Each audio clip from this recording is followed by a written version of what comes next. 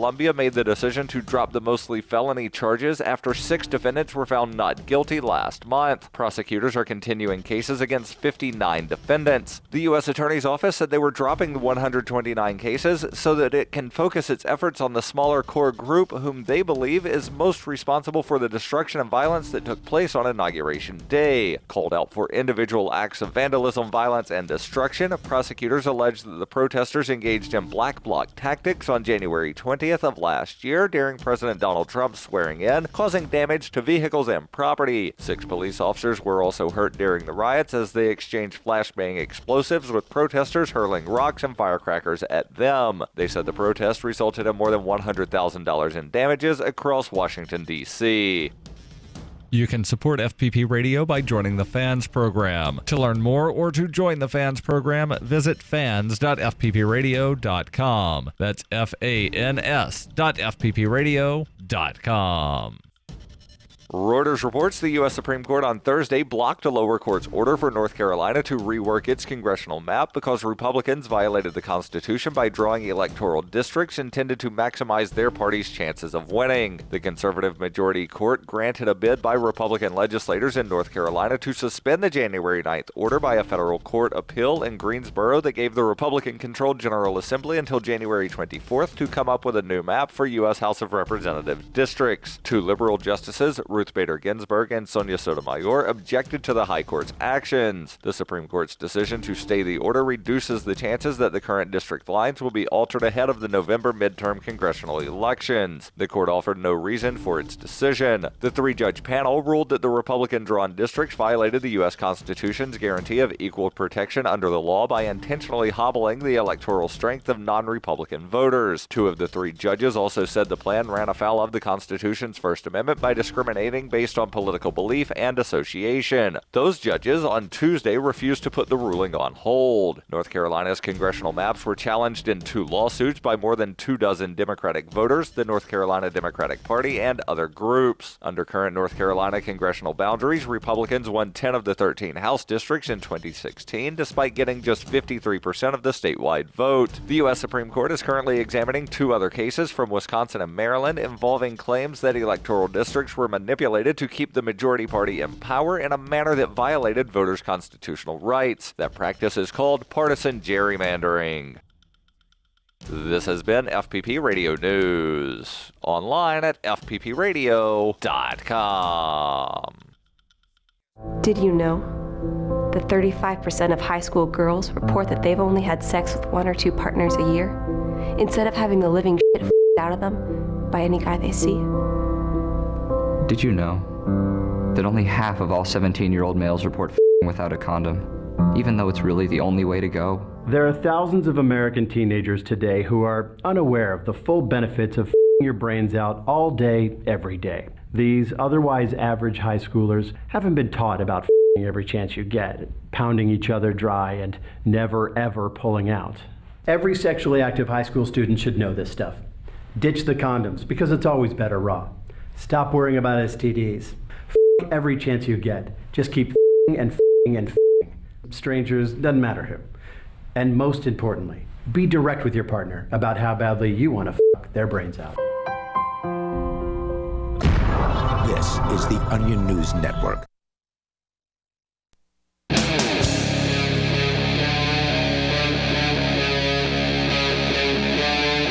Free Talk Live. It is Free Talk Live. Of course, you're invited to join us here on the radio waves. Our number is 855-450-FREE, like freedom. That's 855-450-3733. We also have Skype if you'd like to sound almost like you're in the studio with us. That's an option. Skype username is lrn.fm. And another high-quality internet option is via our Discord, which we now have a call-in line there.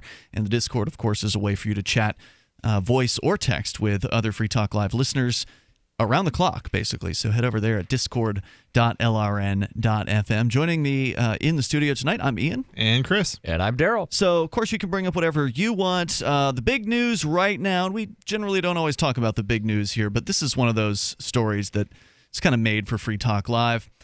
Big news is federal government still exists. The federal government, well, I mean, it's just an idea. I don't know if it's certainly people who call themselves the federal government that exists, but government ultimately is just the idea that it's okay for people who are complete strangers to you to use violence against you to get you to obey them. But in this case, the big fear, I guess, in some people's minds is that the government might shut down. Well, I am kind of... Are you scared?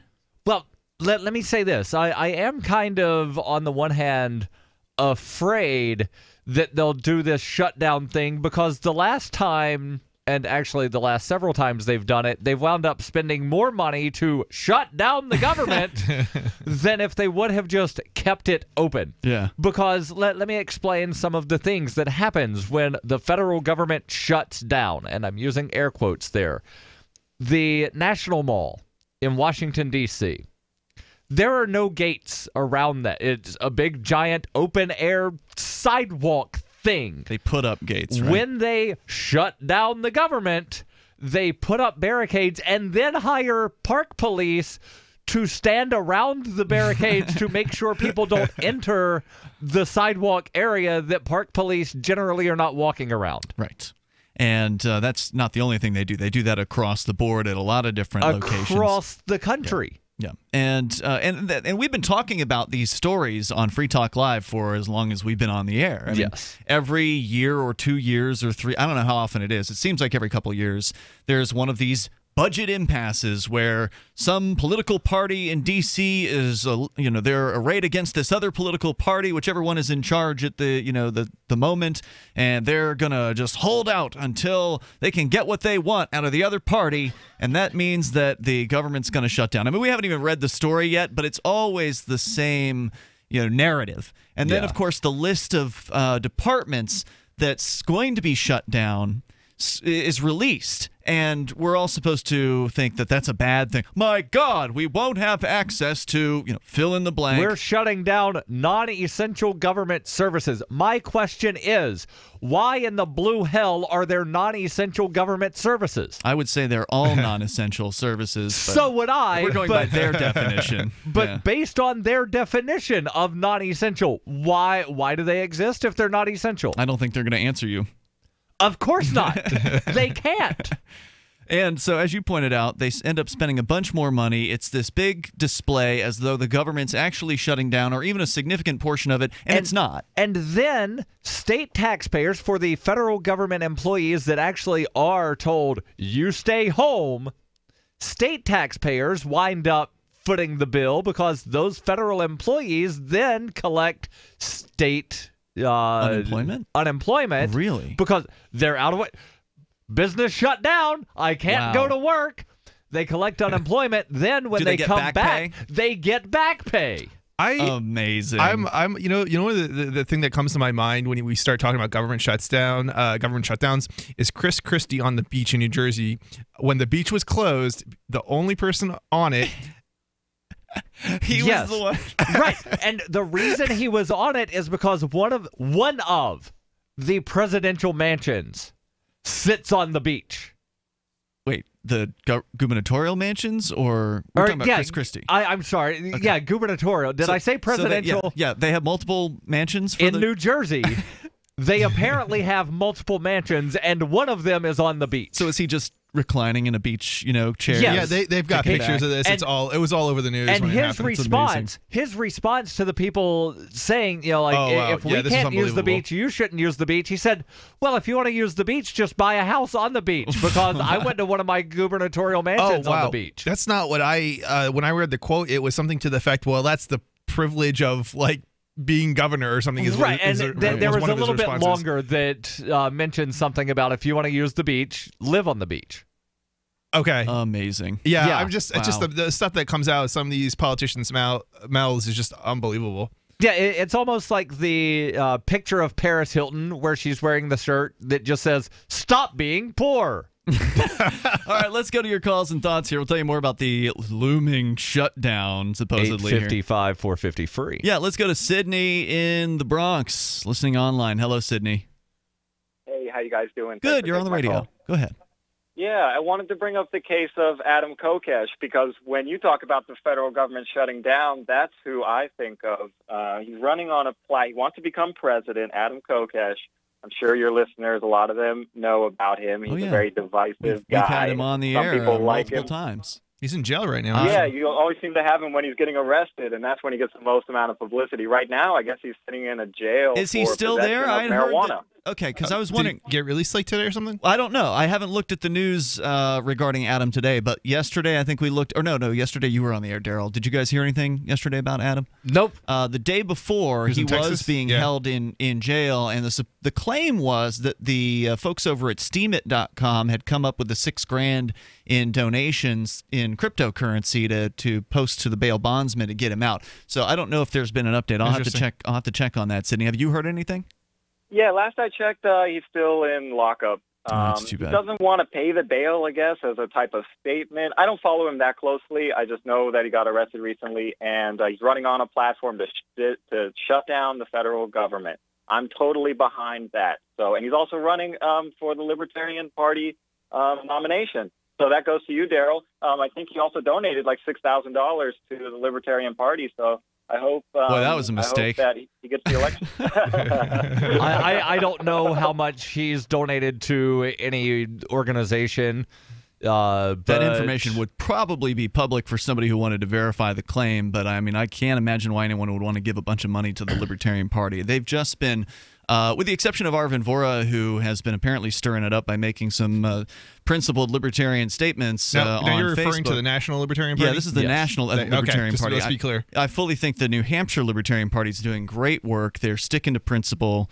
And that's why I joined as a life member recently of the New Hampshire Libertarian Party. But I resigned my life membership back in 2008 from the National Libertarian Party, and they really haven't done anything since then to make me think I really need to rejoin the National Libertarian Party. Boy, am I missing out on something really awesome. Because no, it hasn't been really awesome. It's just been a disappointment after disappointment. But I do wish Adam the best. I hope that he can get the nomination for the Libertarian Party in 2020. I guess that process will be going on early 2020, I presume. I forget the weekend. I think it's probably Memorial Day weekend. They selected Austin, Texas as the convention site. So the update on Adam from his Steemit blog at steemit.com is headline, Adam Kokesh makes first known crypto transaction behind bars. And according to the story here, Adam was arrested within 40 minutes of formally announcing his candidacy for president of the United States this week. During the traffic stop, he initiated a crypto transaction using the popular website localbitcoins.com, which was accepted. However, Adam was not able to confirm the transaction until hours later as he was turning his phone into the jailers. That transaction was carried out within the next 30 minutes. So it sounds like they allowed him to actually finish his local Bitcoins transaction while he was being booked. I guess that's the claim here. That's kind of funny. So I've actually seen not that, but people using their cell phones. But I guess it would be a holding area here in New Hampshire, which I thought was interesting. So they checked into the jail. You've seen that in the jail? Yeah. One of our David jurists. Oh, okay. All right. Very good. Hey, Sydney, thanks for the call tonight, man. I appreciate hearing from you. Our toll-free number is 855-450-FREE like freedom. That's 855-450-3733. And I don't know how we can get the number to Adam Kokesh, but he's certainly welcome to dial the back line and get on the air with us. It's Free Talk Live. She's such a beautiful little puppy. I mean, we walk around the block, and neighbors always say, her hair is so beautiful. Healthy and shiny and glossy. DINOVITE.com. Fatty acids, omega-3s, and omega-6s are great for healthy skin and soft, shiny coats. I would really recommend people starting their puppies on Dynavite before they get into what I would call the misery index. Bad skin, bad ears, bad breath. Because if they're getting all their vitamins, micronutrients, microbials from the beginning, then you're not going to run into the problems associated with the allergies, grass, pollen, dust, dirt, fleas, ticks, you name it, and the itching and shedding down the road. Our vitamins and enzymes replace the nutrients cooked out of most commercial dog foods. Dynavite for life. This is Ed Lukasevic. And Cindy Lukasevic. Inviting you and your pets to Dynavite. 859-428-1000. DINOVITE.com. I got my Blink home security system delivered right to my door. I downloaded the app and it walked me right through the easy setup. Even with my complicated router system, I was done in like 10 minutes. Now it notifies me whenever something moves in front of the wireless cameras, or I can just check it whenever I want right from my phone. And I got you a deal. Get 3 Blink cams for what the other guys charge you for 1, plus an extra 10% off. Visit blinkprotect.com/FTL. blinkprotect.com/FTL. blinkprotect.com/FTL. I've said it many times on air, and I'll say it here. The New Hampshire Liberty Alliance is one of the most important organizations for freedom in the world. New Hampshire is ground zero for freedom, and the NHLA is the best organization at promoting effective liberty activism. This ad is sponsored by Free Talk Live, and I, Mark Edge, am a lifetime member because I believe in the NHLA. Please check them out at nhliberty.org. Not everyone can move right now, but you can support the cause. Donate top cryptocurrencies or old-fashioned U.S. dollars, nhliberty.org. Visit their website and see what they're all about, nhliberty.org. If you're looking for work, it's a process of elimination, and you're trying not to be eliminated. So here's a tip for making the cut, and this might seem subtle, but to the person interviewing you, it's not. There is a world of difference between applicants who convey, "I need a job," and those who simply ooze, "I want to work," especially in these lean times when many you're competing with will seem desperate in "I'll take anything" mode. If you convey specific interest in this job at this company, you will be conspicuous. Thus, the value of going to school on the company you're applying to before the interview. With money and attention so tight now, effective communication skills have never been more important. For more tips for job seekers and everyone else, hit survivalspeech.com. I'm Holland Cook. Did you know we've taken our LRN.FM telephone listen line to a new level with the LRN.FM audio on demand line? Now you can call 712-770-8447 anytime and listen to LRN.FM's live feed. And you can listen to a bunch of our original shows on demand. Long distance fees may apply. Just dial 712-770-8447 and choose from the menu. 712-770-8447. When you hear the word lobbyist, you probably think about greedy corporations, but not all lobbyists are the same. Some are fighting for the freedoms you hold dear. Liberty Lobby LLC is doing just that in New Hampshire, working hard to represent you, not some special interest group. You can help by going to libertylobby.info, where your contribution will give us the tools we need to ensure that your voice is heard. Visit libertylobby.info today to find out more. What's up next? Visit the Liberty Radio Network program guide to find out at shows.lrn.fm. That's shows.lrn.fm.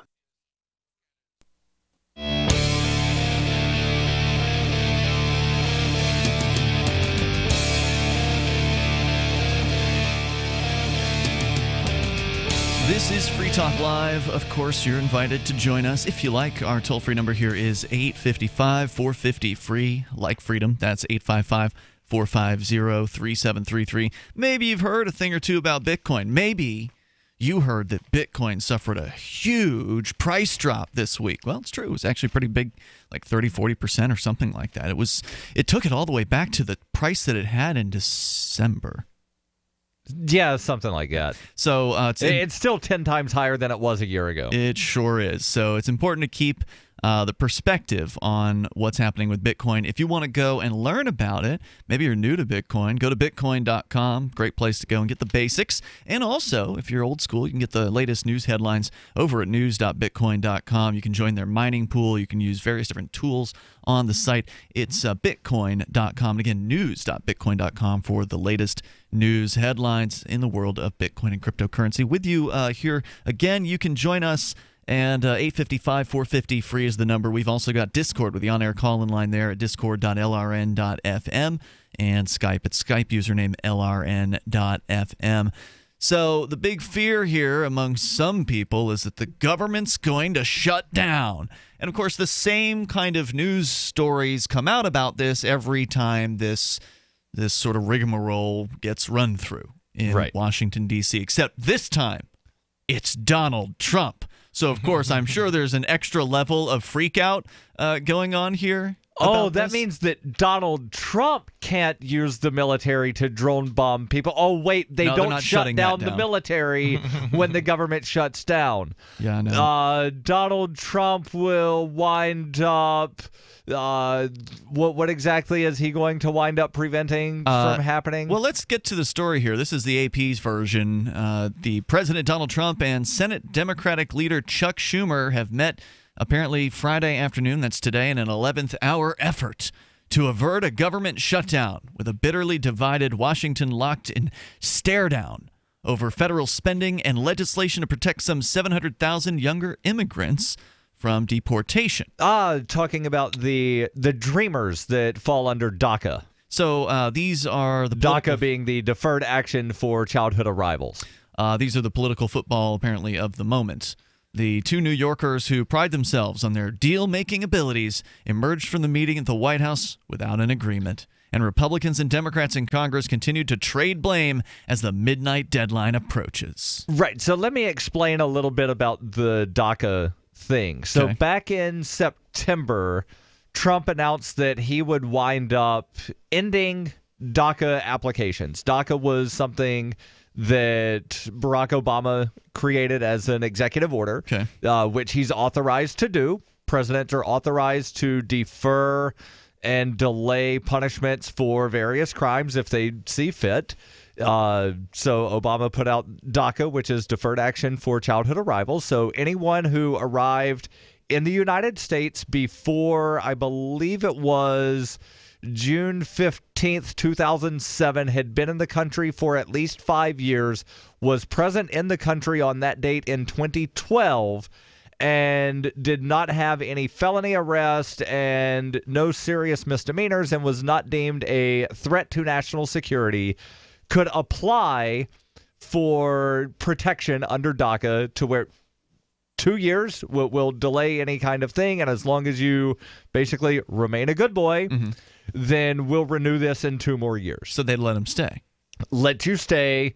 Not a path to citizenship, not giving you a green card, just not deporting you. But then 2 years later, they might deport them, or they might let them stay 2 more years. You just need to reapply, and as long as you still qualify, you get renewed. So you're saying Trump's shutting that down? Trump said in September he was shutting that down in 6 months, which means March. And he said it's up to Congress if they want to keep it. Now, he's couching his, and I'm using support here very loosely, willingness, his willingness to sign off on something that Congress wants to do for DACA on funds for building that wall on the Mexican border. Oh, Jesus. So he's saying he'll support DACA if they fund the wall? Congress, you can extend it, but the only way I'm willing to sign an extension is if you fund this border wall that I want. And so they're not going to fund the border wall. And so, right. So isn't it a Republican Congress? It is.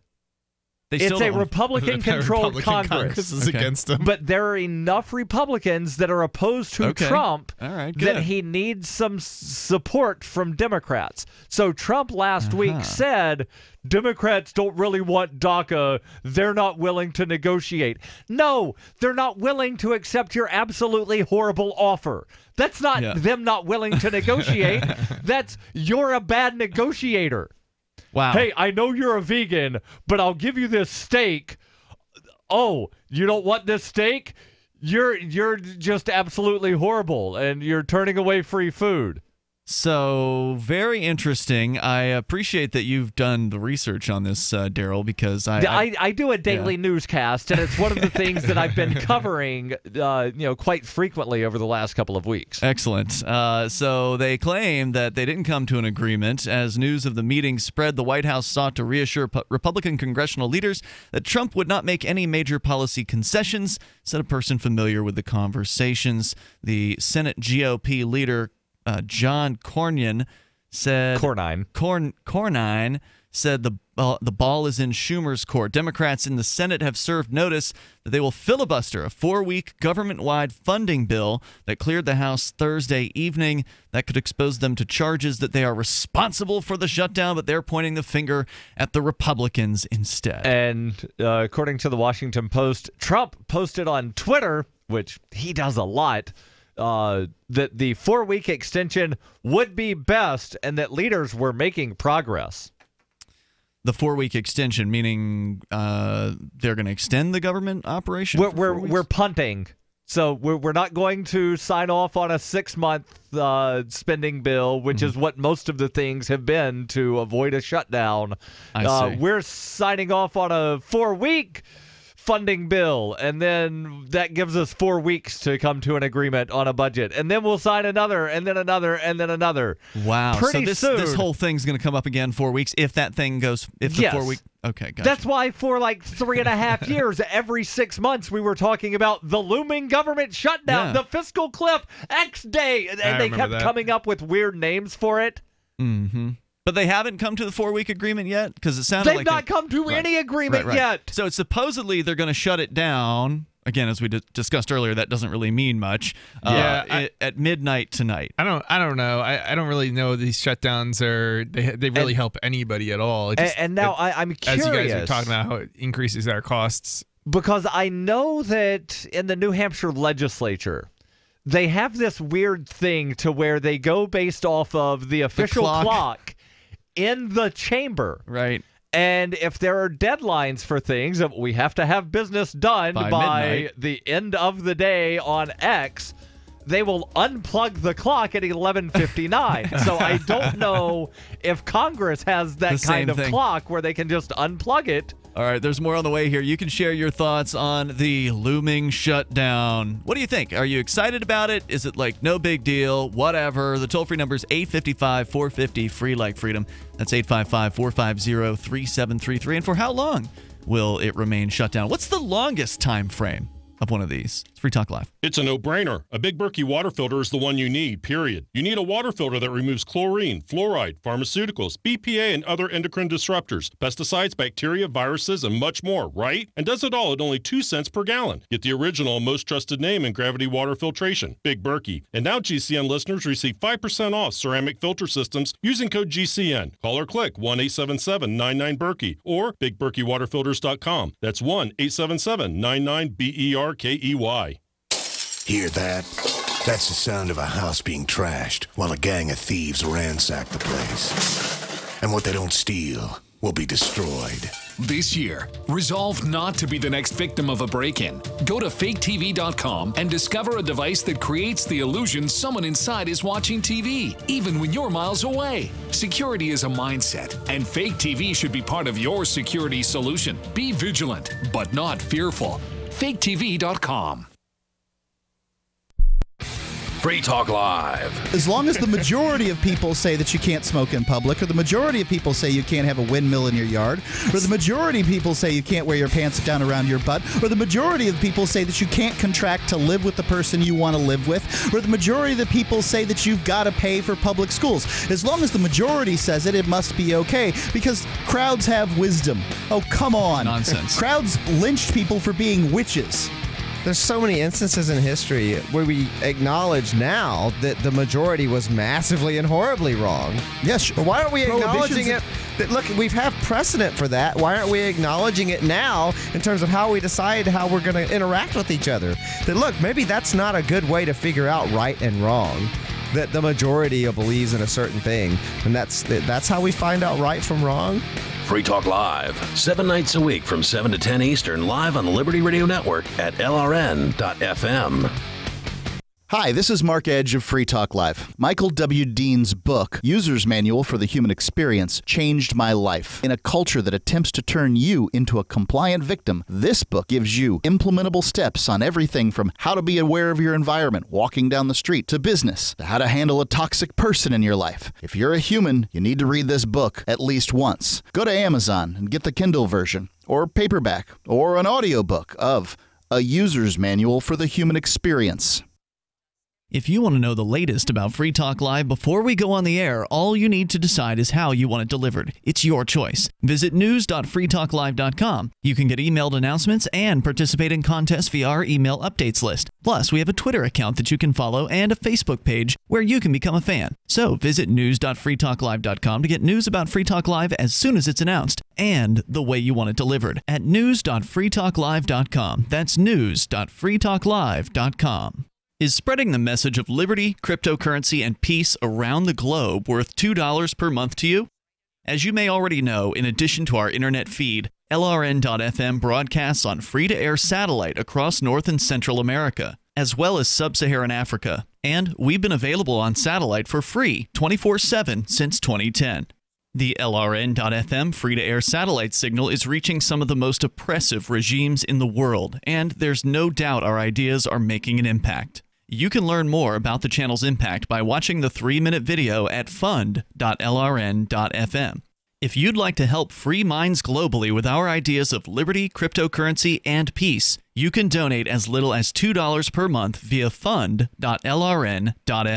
You can help us continue and expand our satellite broadcast to multiple continents. Visit fund.lrn.fm today, and thank you for your help. Don't forget to share the link on social media. That's fund.lrn.fm. If you enjoy LRN.FM, please contribute to your favorite shows via their websites and become an amplifier at amp.lrn.fm. That's amp.lrn.fm.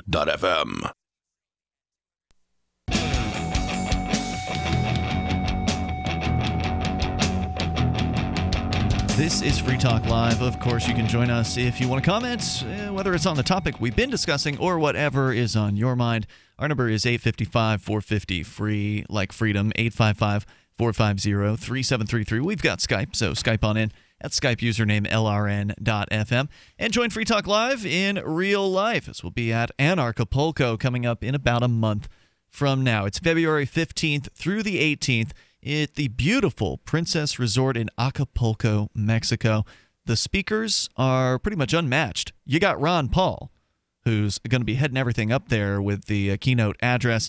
And at anarchapulco.com, they're making anarchy great again with other great guest speakers like G. Edward Griffin, Jeffrey Tucker, Roger Ver, Larkin Rose, Jeff Berwick, Bruce Fenton, Brett Vinot, Julia Taransky, Dana Martin, Juan Galt, Adam Kokesh, Kerry Wedler. Assuming he's out of jail and allowed to leave the United States. Good point. Bail conditions may prevent Adam from appearing, but I don't know. They might pipe him in from somewhere if that's possible. Video conference. Of course, if he's in jail, then video conference will be unlikely at that point. Although some jails do have video systems. If they can get it to a computer, they can probably rebroadcast it. That's certainly possible. Sterling Lujan also will be there from Bitcoin.com. They'll have live music, they'll have parties, they'll have networking opportunities, and if you're there, I'm sure you're going to love it because it was great last year. So check out all the details and get signed up using code FTL to get 10% off the regular price tickets over at Anarchapulco.com. Again, that's code FTL, Anarchapulco.com, February 15th through the 18th. We will look forward to seeing you there, as Free Talk Live will be broadcasting from the event. So once again, the government making a big hullabaloo about its supposedly impending shutdown. And Darryl, you pulled up a handy Wikipedia list of Yes, I did. Previous government shutdowns. I do remember becoming aware of this phenomenon for the first time during the Clinton administration, and because I'd asked right before we went to break, what was the longest government shutdown that we've had, and apparently it was during the Clinton administration. Yes, 21 days from December 16th, 1995 to January 6th, 1996. 21 days. And then they had another one of 5 days also. That was November 14th through the 19th of 95. And then in October 2013 from the 1st through the 16th, with that one ending shortly after midnight on the 17th. That's when the debt limit was suspended. So basically, to sort of give a metaphor here, although metaphor might not be the correct term, but federal government got a spending problem. Barely making minimum payments on barely covering the interest, and then MasterCard says, "Yeah, we're just going to go ahead and eliminate your spending limit here. Just go have fun with the credit card for 3.5 months. Yeah. Just go have fun. No spending limit. So apparently it only has happened. Now, had it happened prior to Clinton's administration? Is there a backlist? Yes. So 1990, there was a weekend shutdown. Okay. 1986, there was a furlough of 500,000 federal employees for a single afternoon. 1984, again, 500,000 federal employees furloughed for a single afternoon. Wow. 1981, 241,000 federal employees furloughed for a single day. And May 1st, 1980, the FTC was shut down for one day after Congress failed to pass an appropriations bill. That one. But yeah, so I mean, is there like a lengthy list that goes all the way back, or did this start happening within the last 30 years, or they do have a longer article that is list of federal funding gaps. Yeah, it doesn't sound like something we should get into. Probably not that interesting. Just curious as how many times they only prior go back to 1980? 1976 on this. So 76, 1, 2, 3 in 1978, or 77, 1 in 78, 1 in 79. And they constantly are, fear-mongering about this and about how bad the world's going to end. If apparently the world will end if the government continues to be funded, given their military is going around bombing people everywhere. The Russians will come in and invade everything and eat all of your pork chops. No, it won't be the Russians. It'll be the Chinese. The Chinese will do it. What about the North Koreans? Oh, right. Yeah, that's the new scary thing out there. Kim Jong-un and all his everything that doesn't work in North Korea. Yeah, and the internet. Yeah, wait, one thing that's interesting about the whole North Korea scare, there are peace talks going on right now between the North and South Koreans. Really? That the Trump administration refuses to participate in, while saying the North Koreans aren't wanting to participate in peace talks. Didn't Trump try to position himself as in favor of peaceful negotiations with North Korea? Yes. Yeah, really? He did. He made some kind of statement on his Twitter about how he just wants to be friends. I want to be friends with Kim Jong-un. I would never call him a short, fat guy. I would not do that. I want to be his friend. And then also saying that I've got a much larger nuclear button and mine works. He did say that too. But how can you press that large nuclear button with that tiny hand? Oh, tiny, yeah. It's my strong hand. Toll-free number here, 855-450-FREE like freedom. The Republicans are trying to paint this as the Democrats' fault, the supposed shutdown. Even though, again, the Republicans have a majority in the House and the Senate, and the president is a Republican, but it's all the Democrats. See, Republicans are really, really good at saying everything is the Democrats' fault, even when the Republicans have the majority. According to Chuck Schumer, who is apparently some head of the Democrat characters, he said Friday that, quote, "They're not talking to us. They're totally paralyzed and inept. There's no one to negotiate with, but they're in charge," he said. Republicans controlling the narrowly split chamber argue that the Democrats, who are holding the government hostage over demands to protect dreamer immigrants, so on and so forth, as you'd explained before, the DREAM or the DACA Right, Act. and the reason they're called Dreamers is there was previous legislation, the DREAM Act, the DREAM Act, and I forget exactly what DREAM was an acronym for. They love their acronyms up there. True, but the term Dreamer has stuck, even though the not legislation, but the thing covering them. Dreamer sounds better than DACA. Yes. I guess.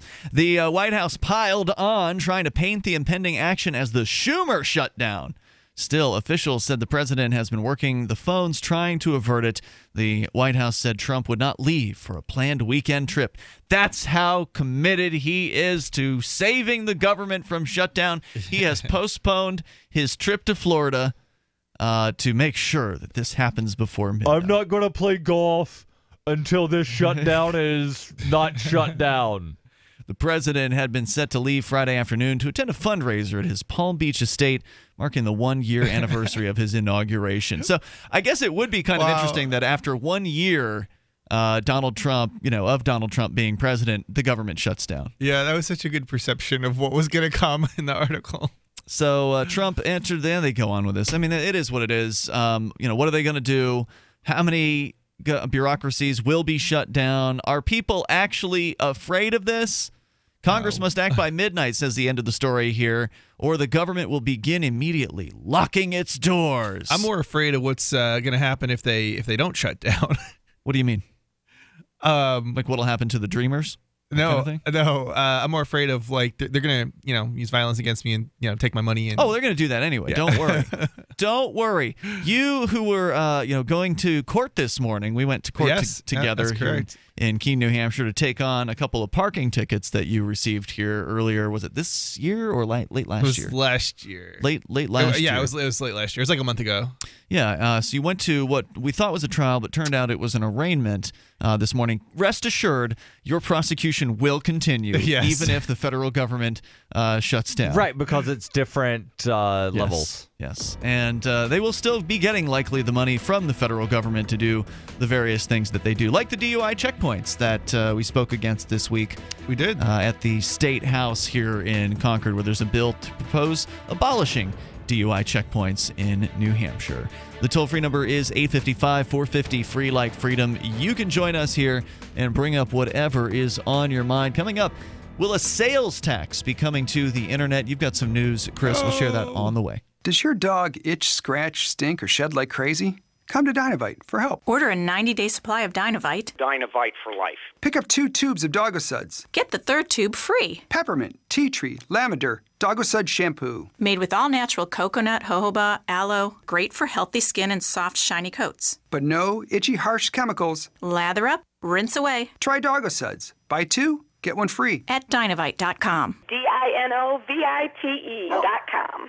Cryptocurrencies are successful because of good technology. The liberty-loving voluntarists who founded Zencash in 2017 took the best tech, like zero-knowledge anonymity and decentralized autonomous organizations, and are creating a secure platform for money, messages, and media that can be sent to anyone, anywhere in the world. Zencash is a cryptocurrency dedicated to peace, anonymity, and decentralization. Find out more at Zencash.com. That's Zencash.com. Do you have difficulty taking supplements? Are you searching for a high-quality, complete nutritional drink that your whole family will love? NutriMedical's Life Support has arrived. All of your daily nutritional requirements in one quick, delicious drink. Dr. Bill Deagle's Life Support is a proprietary blend of vegan protein, activated vitamins, essential minerals, amino acids, probiotics, green tea, digestive enzymes, anti-inflammatories, cancer prevention, detoxification, and much more. Your body will high-five you for this one. Life Support is the best complete nutritious meal replacement on the market. Whether you are an elite athlete, have post-operative challenges, chronic illness, elderly, or a family that just wants a quick, delicious drink, try Dr. Bill Deagle's Life Support for optimized nutrition in one great tasting smoothie. Just add cold water, almond milk, fruit, or anything else you like. NutriMedical's Life Support. Try our great tasting chocolate or vanilla today. Call 888-212-8871 or visit us online at NutriMedical.com. NutriMedical.com for the whole family.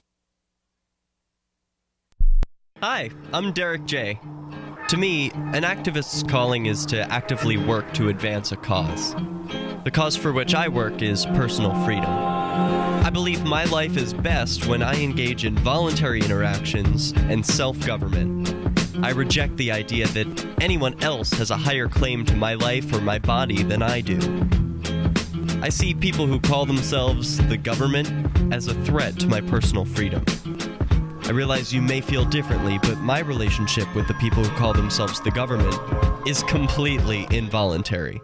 If Starbucks used some of its money to drop bombs, I wouldn't shop there. So why would I support the American empire? The empire does not require my consent. Derek J's Victimless Crime Spree. Watch it for free and order the Director's Cut DVD at victimlesscrimespree.com. That's victimlesscrimespree.com. Some of you asked, and now we've delivered. LRN.FM's live Keene, New Hampshire studio shows are now streamed in HD on Twitch. Visit our channel at twitch.lrn.fm and give it a follow. If you have Amazon Prime, you get one free subscription on Twitch. If you use it on our channel, Twitch will give LRN.FM a monthly piece of your Prime subscription cost. So please watch, follow, share, and subscribe to twitch.lrn.fm. That's twitch.lrn.fm. My name is Jacob Hornberger. I'm president of the Future of Freedom Foundation, which Congressman Ron Paul awarded for having an outstanding freedom website. Write us at fff@fff.org, and we'll send you a free 3-month subscription to our monthly journal of libertarian essays and our booklet, Economic Liberty in the Constitution, which George Mason University economics professor Walter Williams praised in a recent column. That's fff@fff.org. Join the LRN.FM Discord for live chat 24/7 at discord.lrn.fm. That's discord.lrn.fm.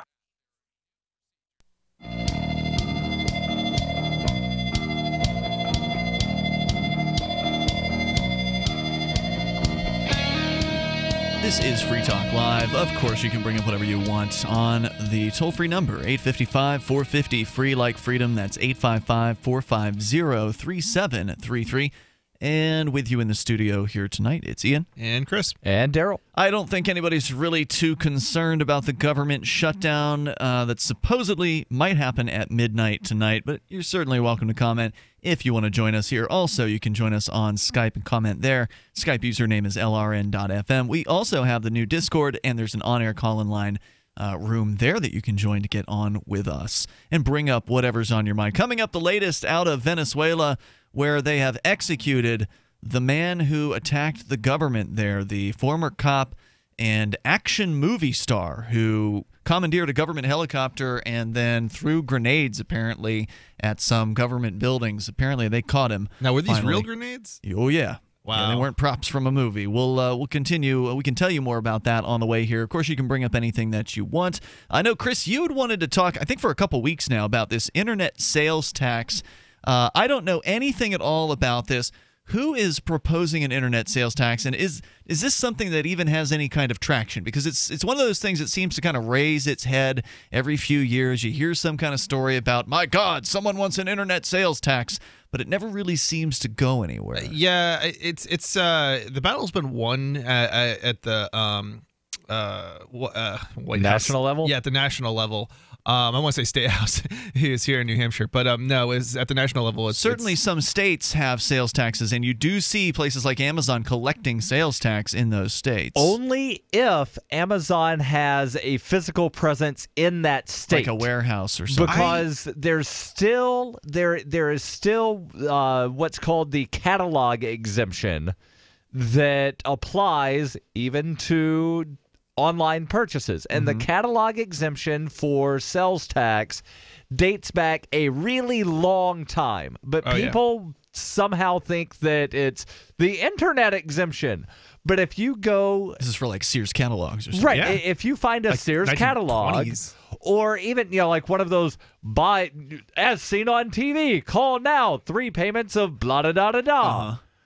If it's shipped across state lines, it is exempt from sales tax. Now, under state rules, there might be some use tax that you as the consumer... property tax or whatever. I've heard that the Vermont government goes after Vermonters for buying things in New Hampshire if they can find out about it. Right. Because they want to collect a tax on that. Yeah, it's a use tax.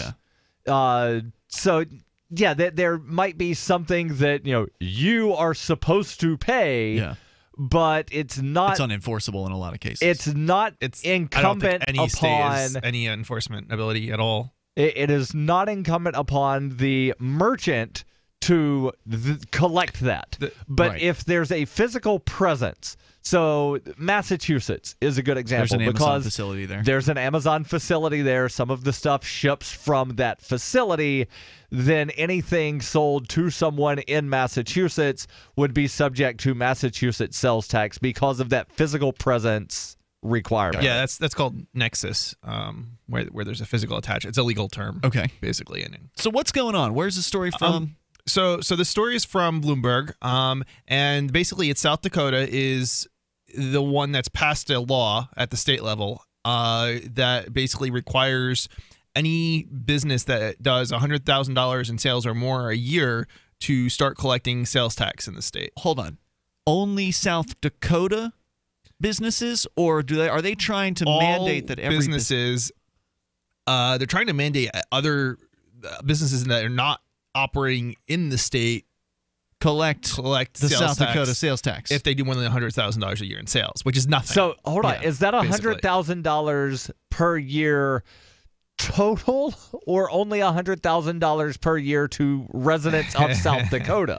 Well, that's a good question. Because the reason I'm asking is, you as a small business, I don't know. Penguin.com is his right. I don't know website. If you do $100,000 per year worth of sales globally. Absolutely. $100,000. I mean, I don't even know your nothing. business, but I'm sure it's way more than that. Yeah, but if you then sell one thing to someone in South Dakota, is South Dakota wanting you to collect sales tax for that one customer in South Dakota, or do they want sales tax for the entire $100,000 that you sold globally? Fortunately, that kind of detail, you're probably going to have to look at the law, because nobody is going to write in an article to that.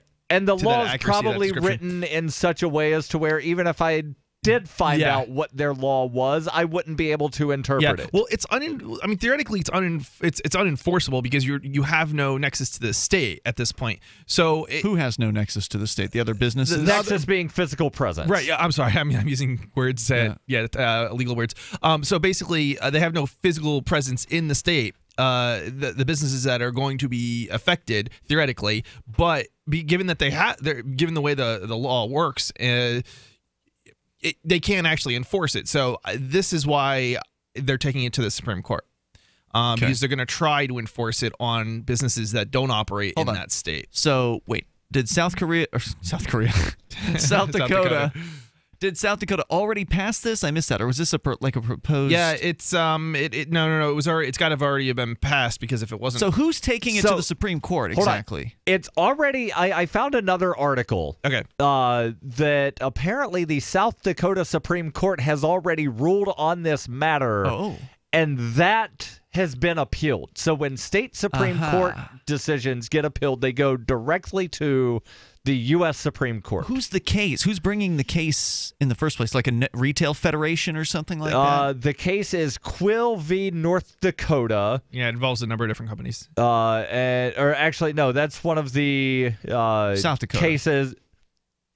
I'm trying to skim to figure things out. We're all trying to figure this out here. The article here mentions a conflicting decision of Quill v. North Dakota. I'm not seeing just a very rapid scan of this, like 700-word thing. I can't distinguish who brought the case. I have that. I actually. They do mention internet retailers Wayfair, Overstock, and Newegg. Overstock, right on. Yeah. But those are those retailers are opposing it, but there's, I believe, other retailers. By the way, the reason why we like Overstock, they're not a sponsor or anything like that, but they are the guy who runs the place, Patrick Byrne, very libertarian dude, very big fan of cryptocurrencies. So good for him for taking this thing to court. So they are saying, hey, we don't think this is legal. This is probably unconstitutional for you to force us to pay to collect sales tax, given we don't actually, do business there as far as a physical location. Right. And apparently those three companies were the ones that filed the suit, according to the Argus Leader. In 2016, the legislature passed a bill requiring internet companies with more than $100,000 in annual sales or 200 transactions per year to remit sales tax to the state. But again, it doesn't specify if that is only South Dakota. $100,000 per year in South Dakota. Yeah, it doesn't. That's not clear. 200 transactions a year is not enough to make minimum wage off of.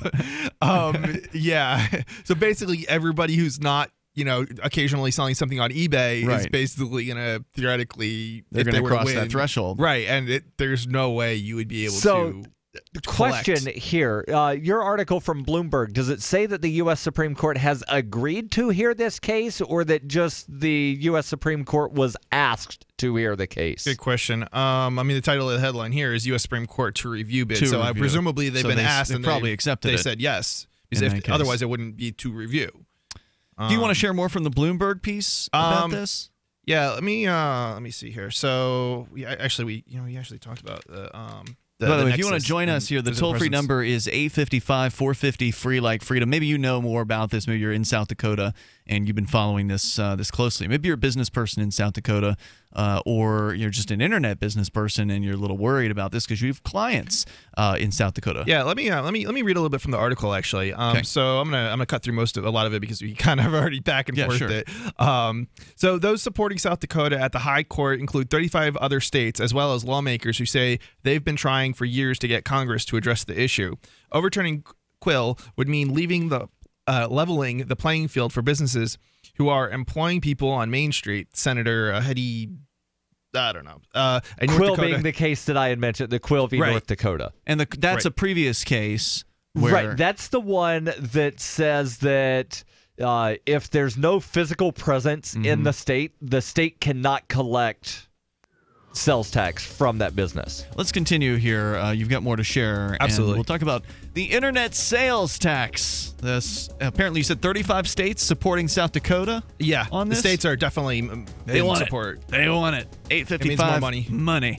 855-450-3733. If you want to join us, hour number 2 is on the way. Of course, you can take control of the airwaves as well. Bring up whatever's on your mind.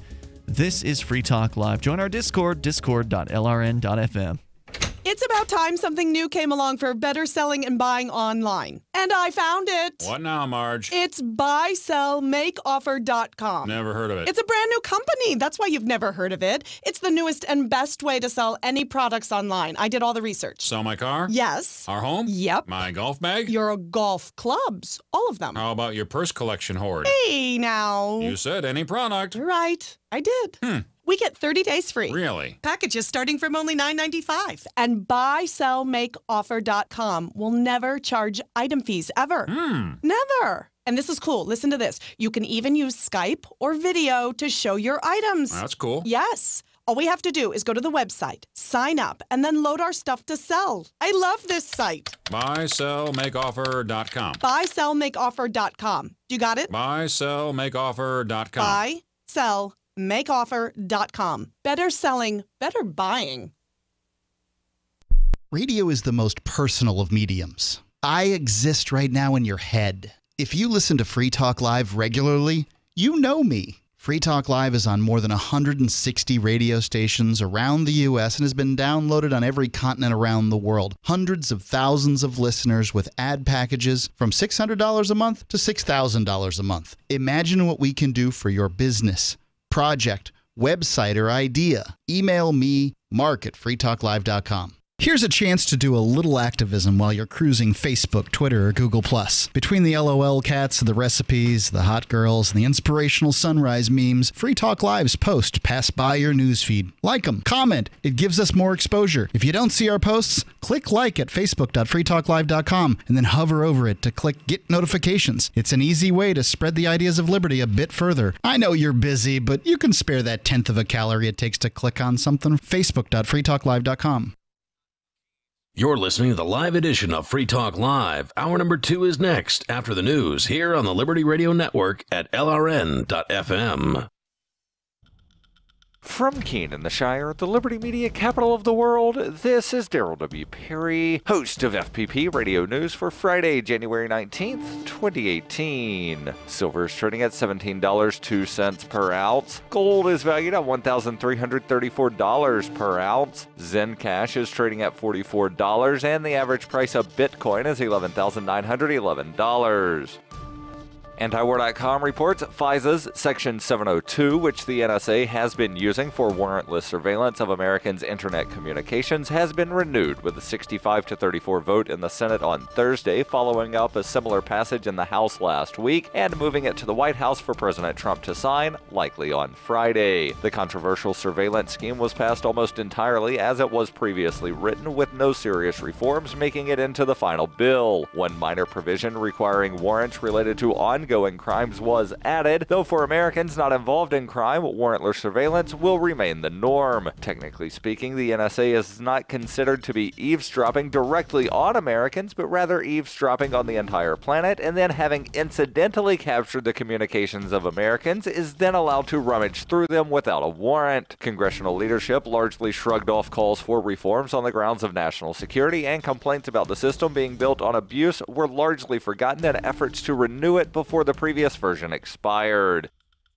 For over 40 years, Roberts & Roberts Brokerage has been a trusted source for buying and selling precious metals like gold and silver. And as a Bitcoin-preferred business, Roberts & Roberts Brokerage has removed the minimum purchase amount for all orders paid in the digital currency. Call Roberts & Roberts Brokerage today for knowledgeable advice on buying and selling precious metals and a forward-thinking approach to new technologies. 800-874-9760 or visit online at rrbi.co.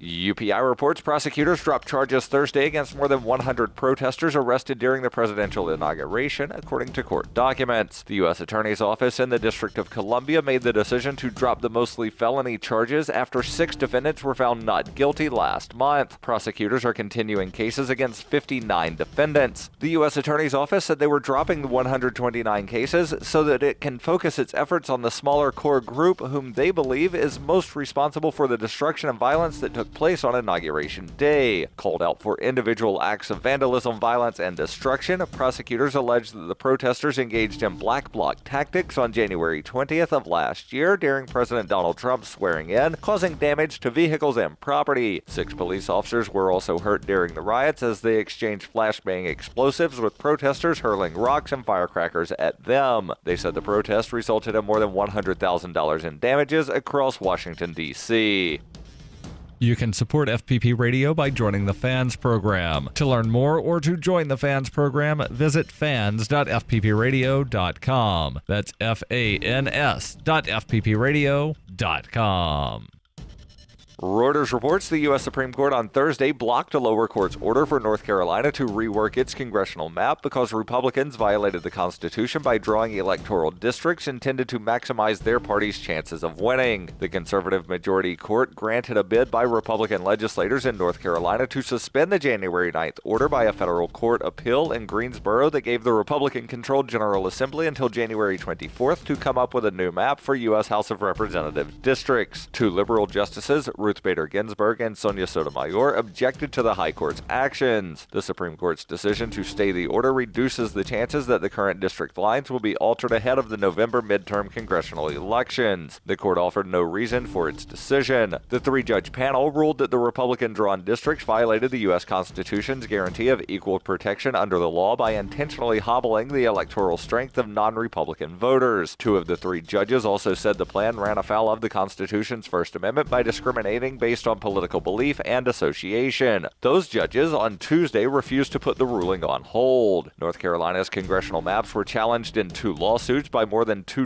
Democratic voters, the North Carolina Democratic Party, and other groups. Under current North Carolina congressional boundaries, Republicans won 10 of the 13 House districts in 2016, despite getting just 53% of the statewide vote. The U.S. Supreme Court is currently examining 2 other cases from Wisconsin and Maryland involving claims that electoral districts were manipulated to keep the majority party in power in a manner that violated voters' constitutional rights. That practice is called partisan gerrymandering. This has been FPP Radio News. Online at fppradio.com. While waiting to interview for a web consultant position with local marketing firm Bizco, applicant Ryan Ehrlich told Onion reporters he wasn't entirely sure he was dynamic enough for his prospective employer. When I first saw that the agency was looking for a leader willing to contribute as a valued member of the team, I thought it was the perfect fit. But the more I think about it, the less I'm sure I'm actually an energetic self-starter. I mean, I think I'm a versatile independent thinker, but Honestly, how do you even know for sure? Ehrlich, who found Bisco's online job posting earlier this week, went on to express doubts that he truly possesses the forward-thinking instincts and next-generation idea assets required to work with the fast-paced marketing firm's team of self-starters. Can I reimagine a brand for a digital landscape? Sure, but do I really have the energy, skills, enthusiasm, and passion to be a part of this dynamic, growth-oriented company? I just don't know. Oh God, who am I kidding? There's no way I'm on the cutting edge. This is the Onion News Network.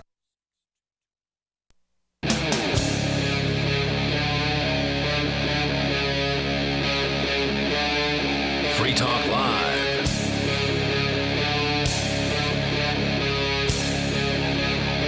This is Free Talk Live. Of course, you can bring up whatever you want. We're launching into the second hour of the program. Joining you in the studio tonight, it's Ian. And Chris. And Darryl. You can join us online, of course, over at freetalklive.com. And please enjoy the features that you will find there. They're completely free. We've already talked a lot about the supposed government shutdown thing. You're certainly still welcome to comment on that. But we got into what I would say is a much more important story. This is about the potential for an internet sales tax to be able to be imposed upon businesses by state governments. For businesses that do not have a physical presence in that state. Right. So if That's what you they're trying to live do. in the state here that is being challenged is South Dakota. Right. So if you live in South Dakota and you order something from Amazon, the state of South Carolina wants Amazon to collect a sales tax. South Dakota? Or What South did I Carolina? say? You said South Carolina. South Dakota. You called it South Korea. I know. I'm just South saying. something. We got to correct each other if we're saying I think stuff all wrong. three of us have messed it up a couple of times here. We talk on the radio, and sometimes you get things wrong.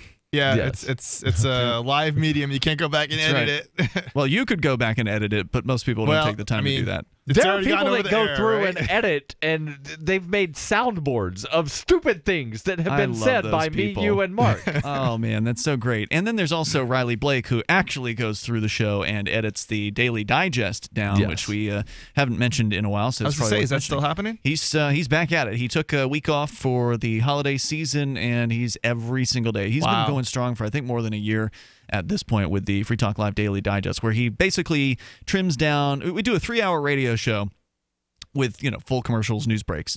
You trim down our normal podcast, trims out the commercial breaks and the news breaks, so you end up with like a 2-hour just solid block of content out of the 3-hour show. And then Riley takes that 2-hour block of audio content and whittles it down to like 20 or 30 minutes. So it makes it a lot easier for people with, let's say, a short commute who just don't have enough time in their day to listen to a full 2-hour-long podcast. He kind of gives them what he considers to be the best of that show. So you can go and check that out at feeds.freetalklive.com. That's where we have all of our RSS feeds there that you can subscribe to. Again, that's feeds.freetalklive.com. So, Darryl, you were continuing to explain kind of what was going on with the state of South Dakota. They had a law passed that said, okay, businesses, if you do more than $100,000 worth of business, and it's not clear whether they meant in South Dakota. Or more than 200 transactions per calendar year. Right. So whichever one, I guess, Right. That you qualify for, then you have to start collecting sales tax. And it's not clear as to whether or not they're saying this is, is this true of all businesses that have clients in South Dakota? Or is this true of only their clients? Sorry, is it true of only the clients in South Dakota that they have to collect sales tax for? Or do they have to collect sales tax for more than that? Right. And I've actually just now pulled up something from SCOTUS blog. So I'm going to try going through some of the court filings to see exactly, how applicable this is. The other question was the $100,000. Is it $100,000 in sales nationwide or worldwide or South Dakota wide?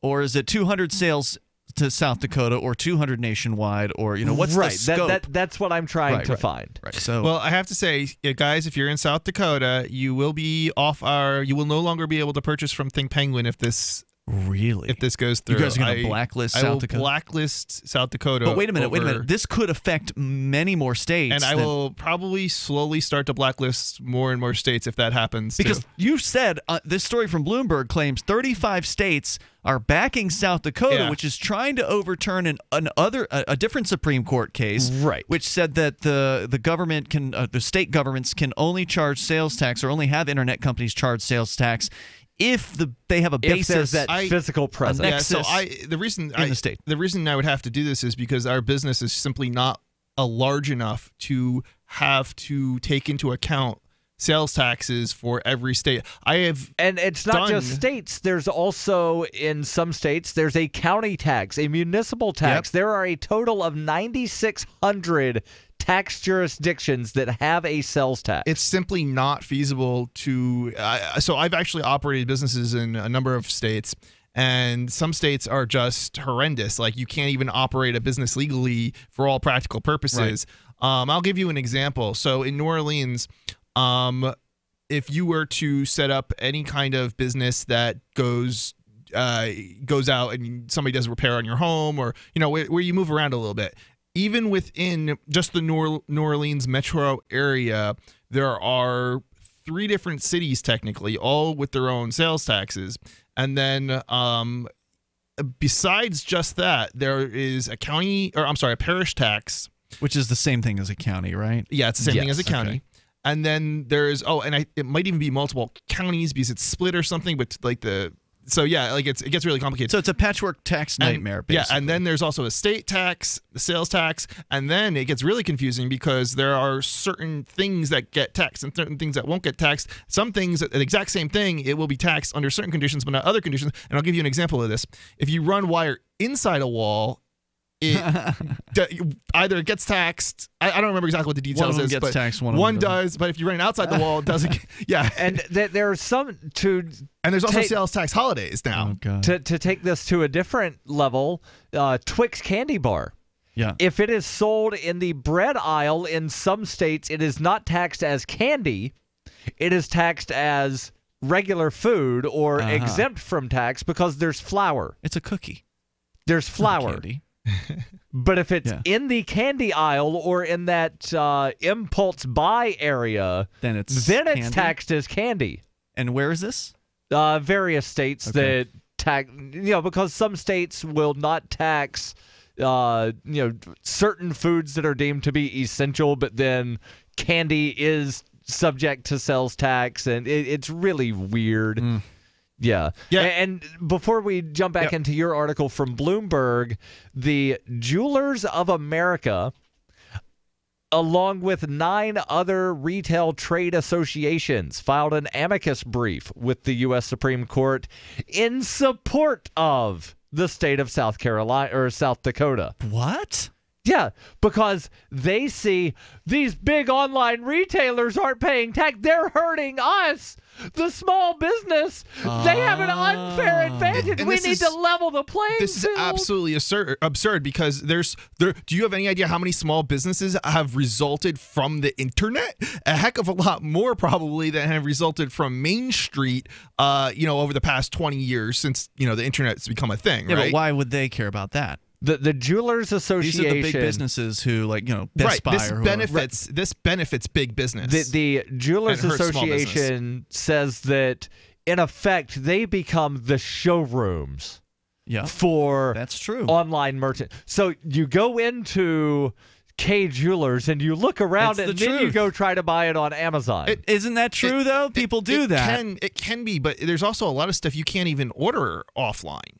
You have to go online for it. Yeah, no doubt about it. So I don't know. I mean, just because it's true sometimes doesn't necessarily make it always true. I'm not saying it's always true, but it's definitely true that people who shop online many of them have gone into a physical retail location and utilized their, showroom, which costs money to operate and heat and light and everything like that, and then walk out and then go buy the thing online. So interestingly enough, there are ways that businesses have gotten around some of those things by changing model numbers or having specific model numbers for retail and specific model numbers for online. And or even just specific model numbers for businesses. If you've ever noticed, there's a lot of products out there, and you probably haven't noticed. I know because I'm I'm a business owner, and I know these kind of things. You sell products on the internet. Right. But what happens is, and actually unique products that you can't get anywhere else in a lot of cases. Yeah, in a lot of cases. Yeah. Now, interestingly enough, there's actually reasons that we actually have a separate set of model numbers because the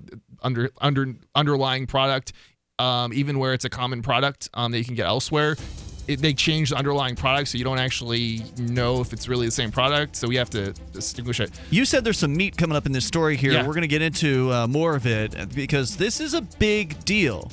If these states, in this case South Dakota and another 36 of them, right, that are backing them, if they get their way, it's going to be a huge dent to the online retail marketplace and all of the customers who take advantage of it. More coming up. Thinking about getting into cryptocurrency but feel overwhelmed by the high price of Bitcoin? Or maybe you've used Bitcoin in the past, but were turned off by the high transaction fees and slow transfer times. It's time you looked into Dash. Dash is digital international money that you can send anywhere, anytime for less than a nickel. With Dash, your transactions can be instant and private.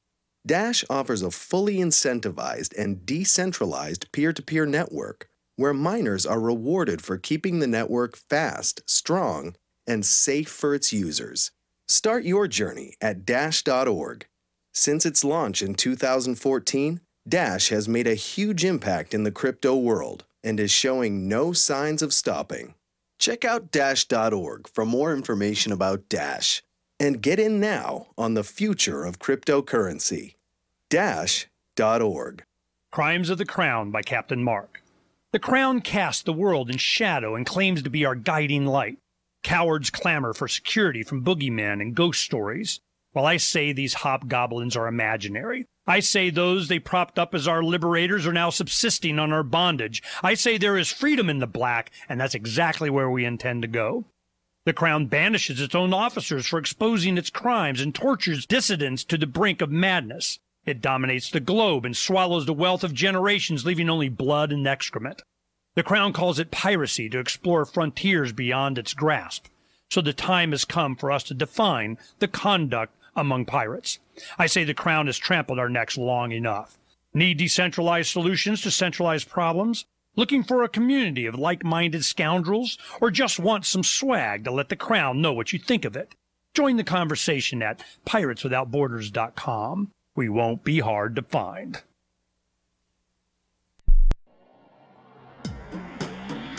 Free Press Publications is an independent, alternative media and publishing company founded in June 2009 with the mission of ensuring a free press for the freedom movement and is committed to spreading the message of peace, freedom, love, and liberty.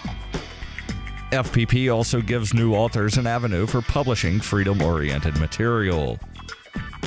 FPP brings you daily news and commentary on the website fpp.cc, as well as a daily 5-minute newscast, FPP Radio News, and weekly news, views, and commentary in the FPP Freedom Minute and Peace, Love, Liberty Radio at fppradio.com, and the monthly newspaper FPP News at news.fpp.cc. Find FPP online at fpp.cc. That's fpp.cc, as in Creative Commons. So you've heard all 3 hours of the latest episode of Free Talk Live, and you're still hungry for liberty-oriented audio content? Did you know that we have another 24/7 audio stream at LRN.FM? The Liberty Radio Network airs the latest episodes of some of the best liberty-oriented podcasts on the internet around the clock. In addition to recorded content, you'll also hear live shows like Free Talk Live, originating from our Keene, New Hampshire studio. So listen anytime at LRN.FM. That's LRN.FM. This Your Family Today tip is brought to you by Nesquik. Try Nesquik 4-packs, perfect for lunches and great for kids on the go. Look for it in the juice aisle. Snack time is a great chance to sneak extra calcium into your child's diet without making him feel like he's eating something he doesn't want. Serve up dairy-rich foods like smoothies, flavored milk, frozen yogurt, and string cheese. He'll love the treat, and you'll love knowing how good it is for him. For more tips like these, visit us at parenthood.com/yourfamilytoday. You're listening to the best liberty-oriented audio streamed around the clock, on the air, and online. This is the Liberty Radio Network at LRN.FM.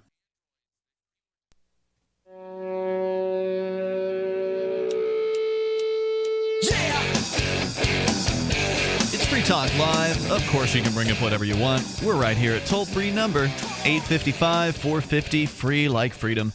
That's 855-450-3733. Joining you tonight, it's Ian. And Chris. And Darryl. Don't forget, we are also online, of course, over at freetalklive.com, where we do accept a multitude of cryptocurrencies on the site. And we're pretty excited about cryptocurrencies in general here on Free Talk Live. If you want to donate crypto to Free Talk Live, head over to bitcoin.freetalklive.com. That'll take you right to our cryptocurrency donation page, which gives you different options like Dash, where Dash is digital cash. It's a digital money platform designed to replace cash and help people manage their own wealth. I actually used Dash last night at a local cafe. A couple of us went to karaoke. Rich Paul was in town, former co-host and sometimes still co-host.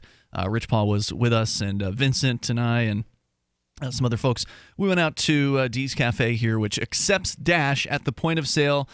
You are a regular down there, I am, Chris, which is cool because they sell lunch as well as, they're a bar kind of into the evenings as well, because we have a real cryptocurrency economy here in beautiful Keene, New Hampshire. It's like the cryptocurrency mecca, and right now the hot crypto on the marketplace, at least for retail, is Dash.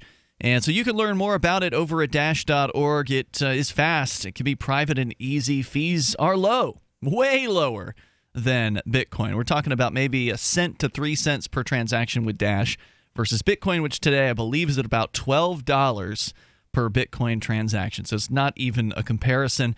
Dash is, of course, decentralized and run by users who earn rewards for helping run the network and make governance decisions. You can join Dash and help create a better financial system for everyone and take back control over your financial future today.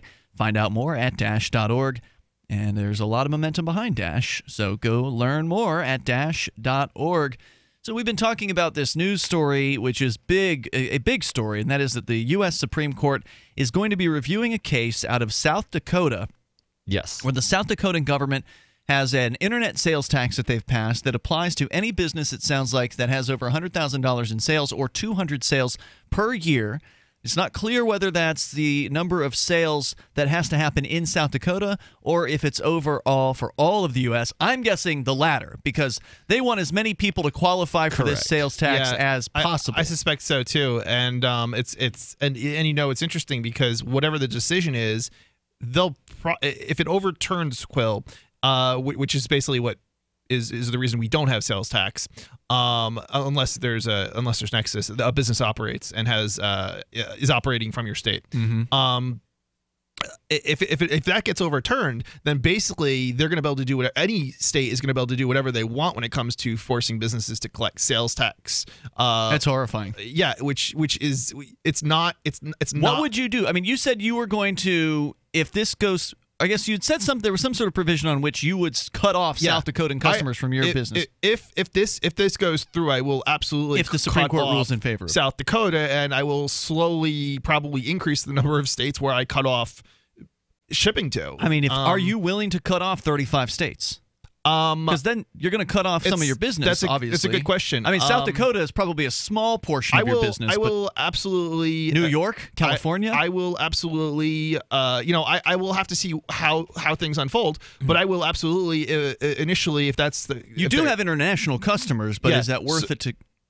Well, it's a business question, and I would still have to analyze things. But as out of principle, I will initially, if this were to go through, I would definitely cut off South Dakota. At least, I don't know how long I'd be able to keep that up. Think about the compliance costs. I mean, I'd just like to point out, this isn't like just you being, I'm going to cut you off. It's you are a small business person, and think about how the compliance would be to try to follow 50 or 35 or 40 different states' sales tax regimes. I've had other businesses actually where I've had to get out of states in big part because of the complication of the sales tax, where I was trying to operate the business, because some states, especially certain types of businesses, are already hugely affected negatively. And from what I've talked to other business owners, actually, they're not in compliance legally speaking. And I'll give you an example. In New Orleans has, I think we already talked about this on air. You talked about a patchwork taxes in the New Orleans area. So any business that basically is some sort of mobile operation, maybe you do repairs, dog grooming, right? Whatever. Well, there's three cities there. There's multiple parishes. Right. There's the state, and then they all want to cut. Right. They all have different rules. And right. So what you end up having is businesses. One business owner I talked to about, what do they do? How do they deal with this problem? Is they basically said they just collect as if they were not operating in different places within the state. But that's not like something they are legally able to do. That's just something that they do and kind of, flout the law, hide under, kind of hide and hope nobody notices. But that's not something, that's not really. I mean, basically, you're saying, well, kind of just don't ignore if you ignore the law, then they can come after you. They can take everything that you've got. Yeah, and as soon as you show up on their radar, they will. Right. And it's highly dangerous. Like I said, I've already bailed out of there. I've already bailed out of a state. And this was a state that we had a physical operation in. But because of the complications of operating a mobile business in that state, I decided it wasn't worth it, and we got out. I mean, imagine the forms, the obedience, the filling out, the hours and hours that you would likely have to spend on this, or hire somebody and pay. So then you're paying extra. You can't. Even if you wanted to. So I have another great story. I bet Melanie would do it. She'd probably do it. No, it's not even practical, and I'll explain why. Even companies, of course, it's not practical. Even large companies like Amazon and Staples. And these companies, I've already seen how things don't actually get applied. And I have an example with Staples. I a very, very, very long time ago, I used to work at Staples doing computer repairs. Were you on the Geek Squad or whatever? What do they call it there? Do they have something else? I don't know if they have a name for it. Because I guess that's Best Buy's thing, right? Geek Squad's Maybe Best Buy. Okay. I don't remember. Anyway, yeah. But what I realized was when there was some laws that changed where I think it was I don't remember what happened. So in New Jersey did not tax services, but then they changed the law to start taxing services. Wait a minute, I'm sorry, not all services. So like select computer repair services, computer repair services. And what I realized was Staples did not actually comply with the law. Awesome. Well, but it wasn't intentional. And the point that I'm trying to make here is that if a major, a very large corporate operation with, I don't even know how many stores, but they're all across the United States, thousands of stores probably, cannot comply with a single state's laws that they operate in, how is it that how's the little guy supposed to do it? Yep. Great question. So I did find finally that the legislation, Senate Bill 106 in South Dakota, specifies the remote seller's gross revenue of sales of tangible property, products transferred electronically or services delivered into South Carolina exceeds $100,000. So we were wrong. Or if there are 200 or more separate transactions into South Carolina. Okay, so we were wrong about that. Or South Dakota. Well, I keep saying partially. South Carolina. Only It's South partially. Dakota. Because that's this law. It doesn't necessarily mean other laws in other states. We're talking about this law. Yeah. Which is in law and has been challenged now by Overstock. And I had a quote from them, Darryl. Yes. We'll come back with that. Free Talk Live. Frustrated trying to get business capital? Want to take the slow process and rejection out of the equation? GCNloans.com removes the slow, irritating approval process. Instead, get quick, simple funding. Powered by David Allen Capital, 80% of our pre-qualified clients are approved in days. Pre-qualify at GCNloans.com and get your money this week. It's that easy. GCNloans.com. That's GCNloans.com. This is Dan Pilla. Do you owe the IRS money you can't pay? Are tax debts crippling you? I've defended people from the IRS for over 30 years. I've helped thousands, and I can help you too. I wrote the book on IRS settlement, and I'm telling you, there's no such thing as a hopeless case. Call 800-34-NO-TAX to finally get free of IRS debt. With the IRS's new programs, there's never been a better time to solve your problem. Call 800-34-NO-TAX. That's 800-34-NO-TAX, or my website, danpilla.com. On Free Talk Live, we're bringing people to the ideas of liberty every day. From wrestling superstars like Glenn Jacobs. You guys really are having an impact, I believe. Like I said, a lot of where I am now is due to listening to Free Talk Live. You changed my mind on some very important issues years ago. To random people tuning in on the radio. I was kind of stuck in the left-right paradigm. I heard your show by chance on a Saturday night. From there, I went on, joined the Free State Project, and become an amplifier. So, I mean, that's really the reason why I amp is because I know that if it wasn't for you guys being on as many stations as you are, I never would have found the ideas of liberty. Your amp will directly change more lives by getting Free Talk Live in front of people looking for talk radio online and on the air. When you amp Free Talk Live, you get perks like access to the AMP-only Facebook group and AMP podcast. Visit amp.freetalklive.com. What do you shop for that you could otherwise buy at Amazon? Pretty much everything, right? Amazon has competitive pricing and they deliver, and that's a big plus. If you could plan ahead in your shopping, would you be interested in saving up to 33%? There's a catch. You have to do your shopping in Bitcoin. But imagine those savings. It's like a huge raise. All you have to do is go to saveatpurse.com. We've saved thousands, and you can too. Plan ahead and save. Saveatpurse.com. LRN.FM is proud to announce our official listening apps for Android and iOS devices. Now you can easily tune into our streams anywhere, anytime on your smartphone or tablet. Just visit apps.lrn.fm or search for LRN.FM in the Android or Apple app stores. Please download, rate us 5 stars, then share the link on your social media and let your friends and family know how you're listening to LRN.FM. Download it now, free at apps.lrn.fm. The Free State Project has reached its goal of 20,000 liberty lovers who've pledged to move to New Hampshire and get active to achieve liberty in our lifetime. Perhaps you're trying to figure out what part of New Hampshire should be your destination. If so, consider Keene. You'll find more than 150 reasons to move to Keene at move.freekeene.com. Keene is famous for its historic, publicity-generating activism, as well as being the liberty media capital of the world. It's home to freekeene.com, New Hampshire's destination for liberty activism, news, and opinion. For years, we've been compiling over 150 reasons to move to Keene at move.freekeene.com, where you'll learn about some of what's happening here and what makes Keene a great place to live. If you love liberty, you'll probably enjoy anywhere you end up in the Shire. But do your due diligence first. Please visit move.freekeene.com for the full list of over 150 reasons to move to Keene. That's move.freekeene.com. Do you love Twitter? Make sure you favorite the LRN.FM Twitter account so you can receive our tweets at twitter.lrn.fm. That's twitter.lrn.fm.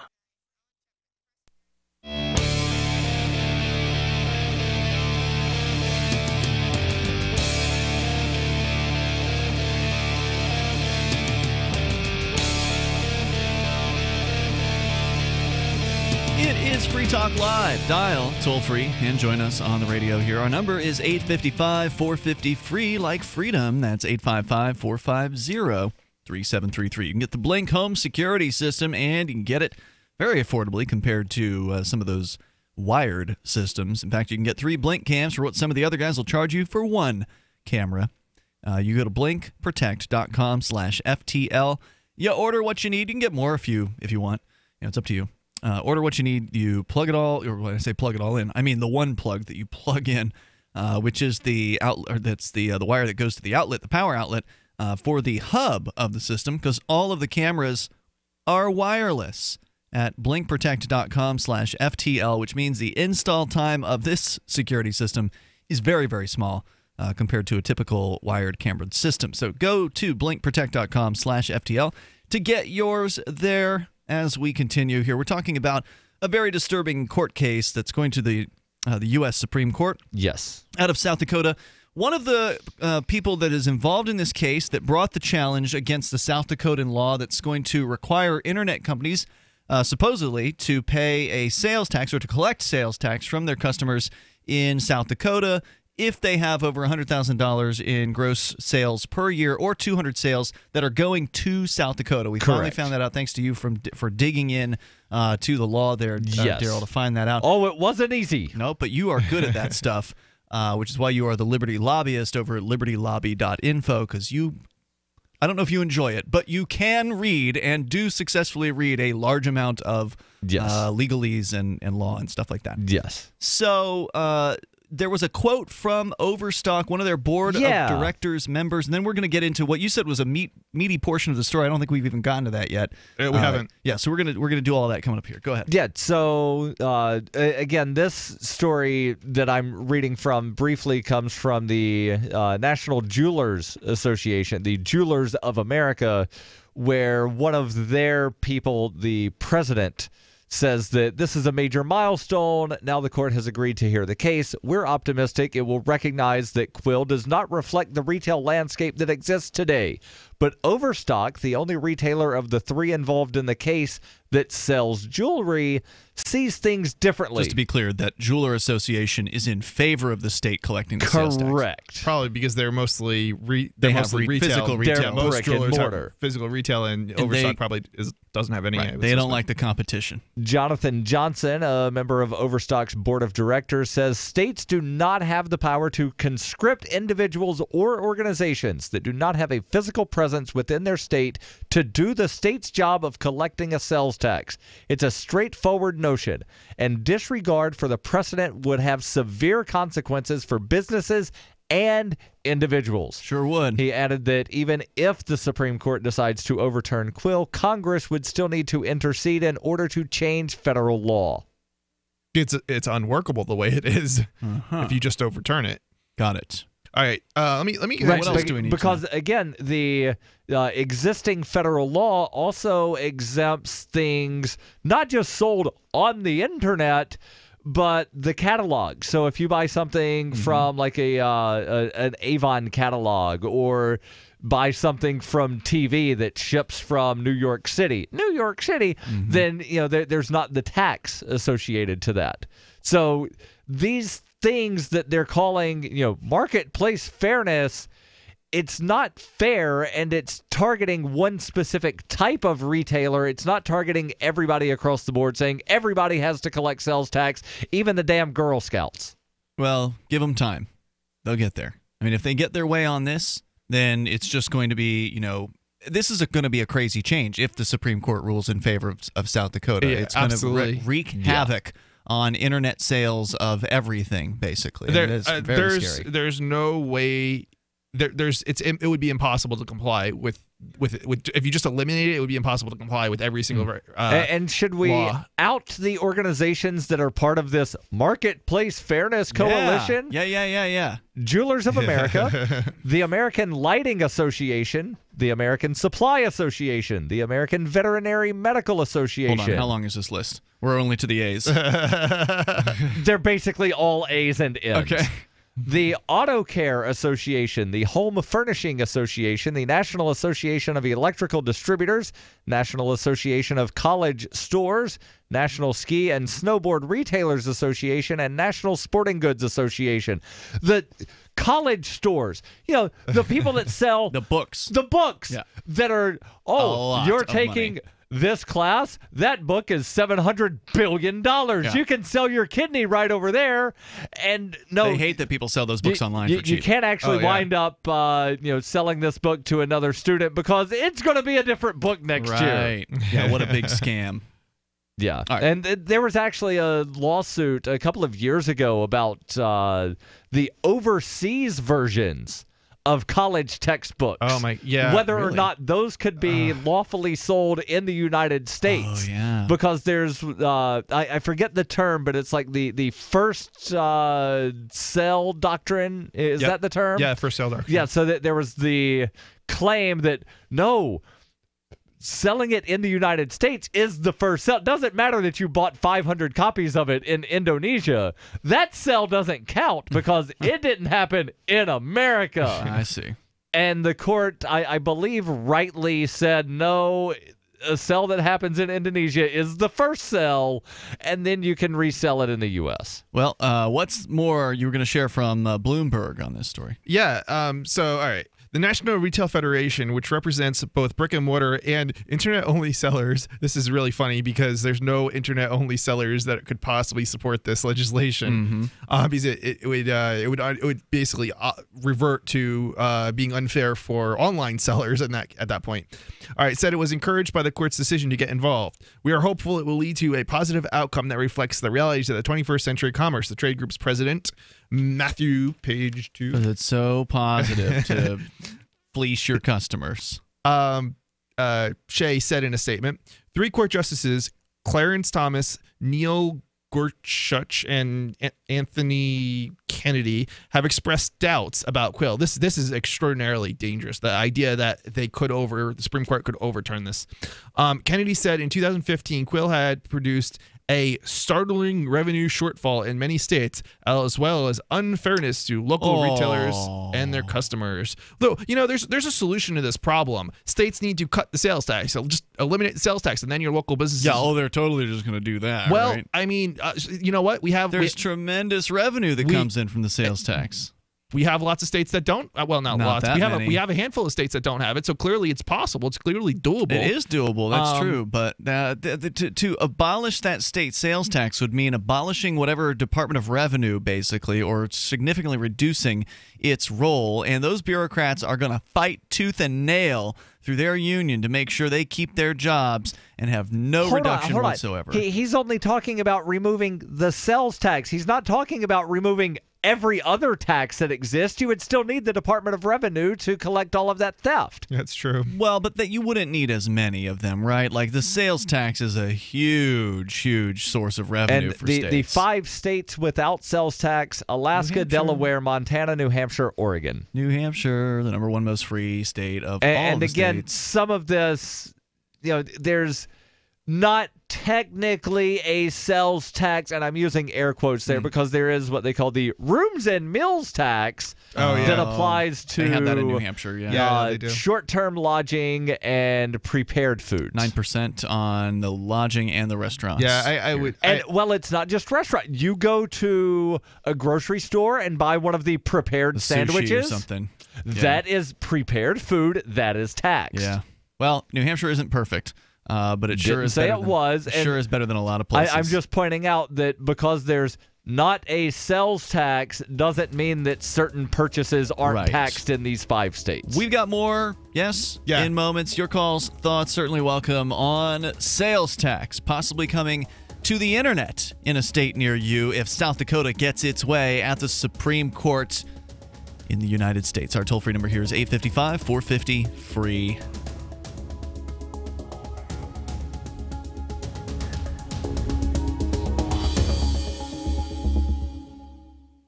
Cryptocurrencies are successful because of good technology. The liberty-loving voluntarists who founded Zencash in 2017 took the best tech, like zero-knowledge anonymity and decentralized autonomous organizations, and are creating a secure platform for money, messages, and media that can be sent to anyone, anywhere in the world. Zencash is a cryptocurrency dedicated to peace, anonymity, and decentralization. Find out more at zencash.com. That's zencash.com. The Bitcoin.com wallet is a simple and powerful full-featured Bitcoin Cash and Bitcoin Core wallet that allows you to send and receive either currency with anyone, anywhere in the world. The Bitcoin.com wallet supports both single and multi-signature wallets and is available in multiple languages. Download the Bitcoin.com wallet for easy and secure access to your Bitcoin Core and your Bitcoin Cash. The Bitcoin.com wallet is available for Android, iOS, Windows, Mac, and even Linux. Learn more at Bitcoin.com. That's Bitcoin.com. Anytime, any place, anywhere, radio remains the most intimate of all forms of media. At home, at work, in the car, on smartphones. Over 90% of consumers still listen to radio every week. That makes choosing radio as a place to advertise your business one of the best decisions you can make. Email advertise@gcnlive.com and partner up with an experienced GCN representative. Advertise@gcnlive.com. Easy, affordable, effective. Hunters, anglers, campers, and survivalists. Get back to nature. Expand your horizons with the highest quality, most versatile, unique slingshots and sling bows on the market at slingbow.com. Slingbow products are compact and models start from just $17.98. They're perfect for your bug out bag or storing in your vehicle. Give yourself and your loved ones the excitement and tradition of Slingbow, a new frontier in archery and truly modern twist on this primitive survival tool. Feel the thrill only at slingbow.com. This is Michael Dean from the Freedom Fiends. I've run websites since 1996 and have used over a dozen web hosts in that time. AgristHosting.com is the only one that hasn't broken my heart. Agrist Hosting's uptime and service is stellar, and their DDoS mitigation is the best I've seen. That's important because if you tell the truth in this world, you'll ruffle feathers. And some people will try dirty tricks to silence your voice. No matter what the haters hit us with, Agrist Hosting keeps our websites online. If you have a mission-critical commercial presence or a world-changing activism site, you cannot tolerate any skullduggery. So go with AgristHosting.com. Have a WordPress or blog site, but you're not satisfied with performance or uptime? Or just want raw hosting? Want to pay with Bitcoin? Agrist Hosting specializes in high-performance hosting with personalized service. Go to AgristHosting.com and click on the button that says Get Hosted. That's AgristHosting.com. There are lots of ways to listen to Free Talk Live. Our podcast has been around since podcasts began, and now the FTL feed is loaded with content besides our full show archives. Did you know that we make it easy for you to customize your podcast subscriptions? We have different feeds, one that includes only our full shows, one with just the Daily Digest, and one with just the Edgington Post. You decide what you listen to. It's quick and easy to customize your feeds at feeds.freetalklive.com. That's feeds.freetalklive.com. Looking for a great real estate investment? Consider New Hampshire, which is ground zero for the Liberty Movement. Your first call should be to Mark Worden from Porcupine Real Estate. He's more than just a real estate agent. He's your New Hampshire concierge. Where are the best places to live? Do you want farm, city, the burbs, or forest? Do you want a duplex or multifamily building so that renters pay your mortgage? There are homes in all price ranges in New Hampshire, and Mark can help with financing too. Invest in liberty and property. Mark Worden can help. PorcupineRealEstate.com. You can put the Liberty Radio Network on the air in your area. Visit broadcast.lrn.fm to learn how. Broadcast.lrn.fm.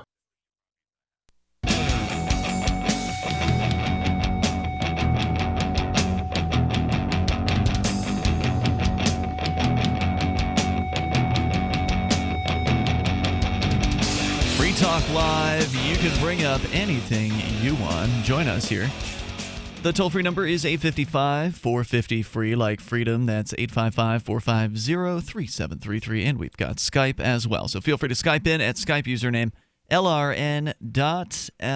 Here with you in the studio tonight, it's Ian. And Chris. And Darryl. We've also got our Discord, which is brand new. I mean, it's basically been here for about a week or so at this point. And it's getting closer to having 200 members, which is pretty awesome. Those are people who are Free Talk Live listeners, some also Call to Freedom listeners. LRN.FM is our Liberty Radio Network, which is our little internet and satellite network that broadcasts dozens of liberty-oriented programs. And we've always had a chat room for as long as I can remember, but it's been the old school IRC, Internet Relay Chat kind of chat room for a long time. And this whole Discord thing's kind of a phenomenon. There's a lot of Discord chats out there. Your channel. Oh, hey, I don't know who that was. We'll have to see about that. Some user that entered a channel, apparently. Anyway, that must be a show for later on tonight.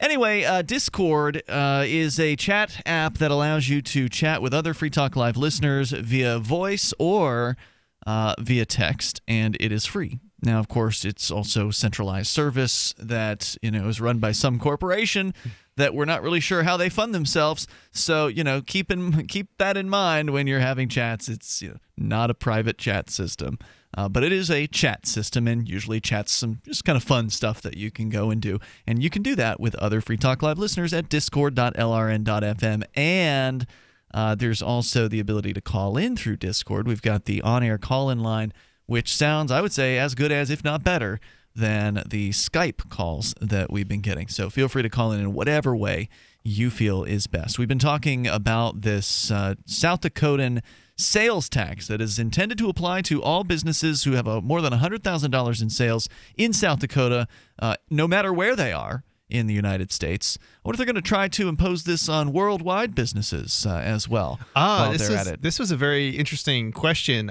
because how do you enforce? Because it's interesting because in other countries, the way other countries operate, simply overturning Quill would not enable a previous court U.S. decision. state right to collect sales taxes from a company shipping something from overseas.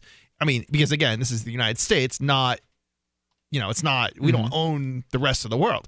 Now, in other countries, the way they deal with this problem is customs collects the tax on delivery of the product or whoever's the carrier shipping or delivering the product, basically.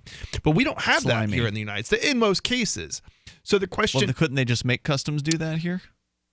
That's an interesting question. Well, obviously, with the way this if Quill is overturned, it would be the seller who is required to collect the sales tax, not a shipper, not a carrier, right? I see. So theoretically, if this was simply overturned, then you probably could get away with shipping from Canada and completely bypass.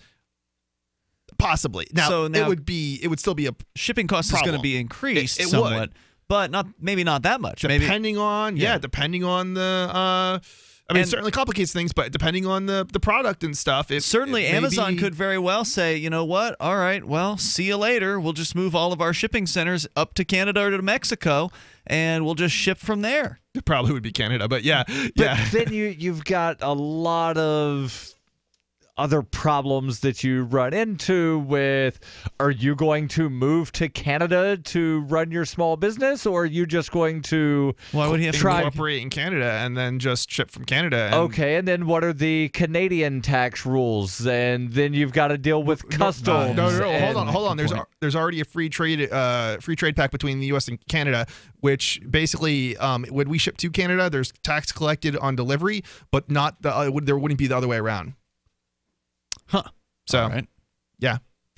These business owners are going to figure this crap out. I mean, we're just sitting here just tossing ideas around. You better believe the board of directors over at Overstock has been very seriously considering, all right, what do we do if this fails? I already operate a business internationally from multiple. I understand how this stuff works overseas. I understand how Europe is doing it. And the way Europe does it is they have a tax. They force a tax of 20 to 25% on every single country in Europe.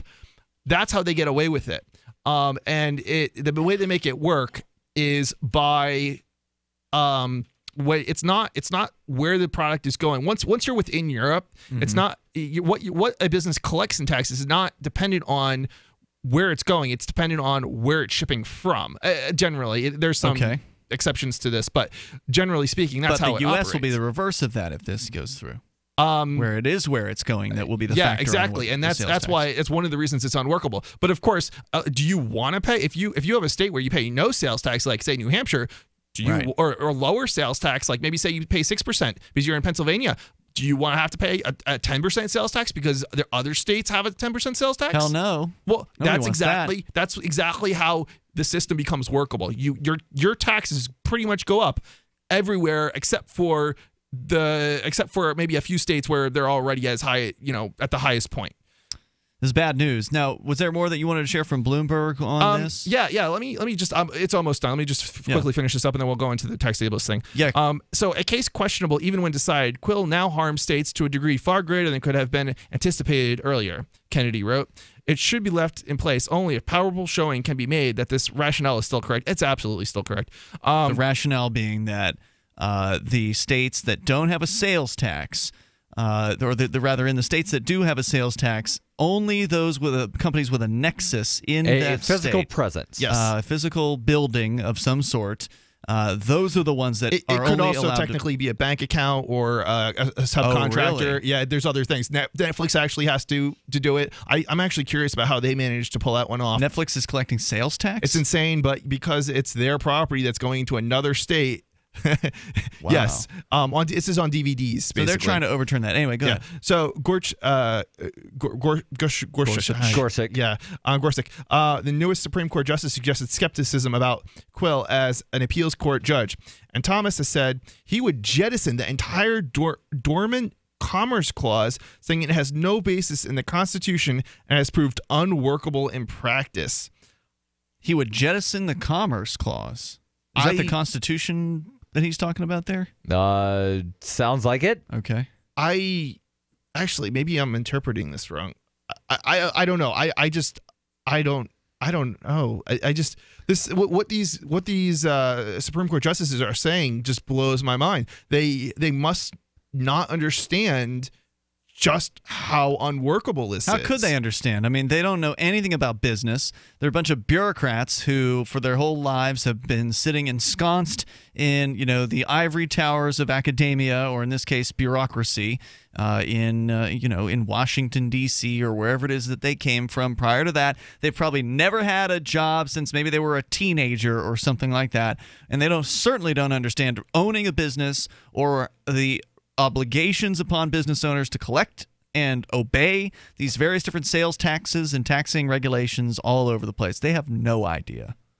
All they know is what an attorney will tell them. That's all they know. This is basically going to be the end to any kind of small business that is an online operation, because you can't comply with these laws. It's just not. It's not possible. Unless you want to claim you have only sold, $99,000 worth of inventory to South Dakota. You can ignore the law. I mean, that's always an option. But make me prove it. Yeah, but at the same time, there's consequences to ignoring the law. Unfortunately, there can be. And you're basically the only thing that could possibly happen is you're going to create a huge underground market, black market. Let's talk about the compliance aspect of this, because you said, you are a business owner. You run thinkpenguin.com. I do. Yeah, we sell computers. Not just any computers, but privacy-oriented hardware, computer hardware. Yeah. And for people that are really into privacy, you're into Linux, this is the way you do it. Oh, absolutely. You go to thinkpenguin.com. You've got an international customer base. You've been doing this for how many years? 10 years. So for a decade, you've got a decade's worth of experience at being an internet business.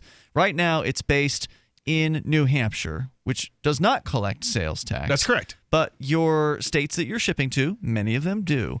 And you mentioned during one of the breaks that you can't figure out where your customer is based on their zip code, right? Like as far as a database of that is the only way who qualifies for what tax. Yeah, if you could do it based on the zip code, which you can't. If all we do is overturn Quill, it wouldn't be possible, because you've got different taxes within the same zip code. The political jurisdictions don't match up with any particular zip code. So you literally have to have a database with every single building in America to know what the tax is. Let's continue. Your calls and thoughts are certainly welcome. Our toll-free number here is 855-450-FREE. It's Free Talk Live. It's about time something new came along for better selling and buying online. And I found it. What now, Marge? It's buysellmakeoffer.com. Never heard of it. It's a brand new company. That's why you've never heard of it. It's the newest and best way to sell any products online. I did all the research. Sell my car? Yes. Our home? Yep. My golf bag? Your golf clubs. All of them. How about your purse collection hoard? Hey, now. You said any product. Right. I did. We get 30 days free. Really? Packages starting from only $9.95. And buysellmakeoffer.com will never charge item fees, ever.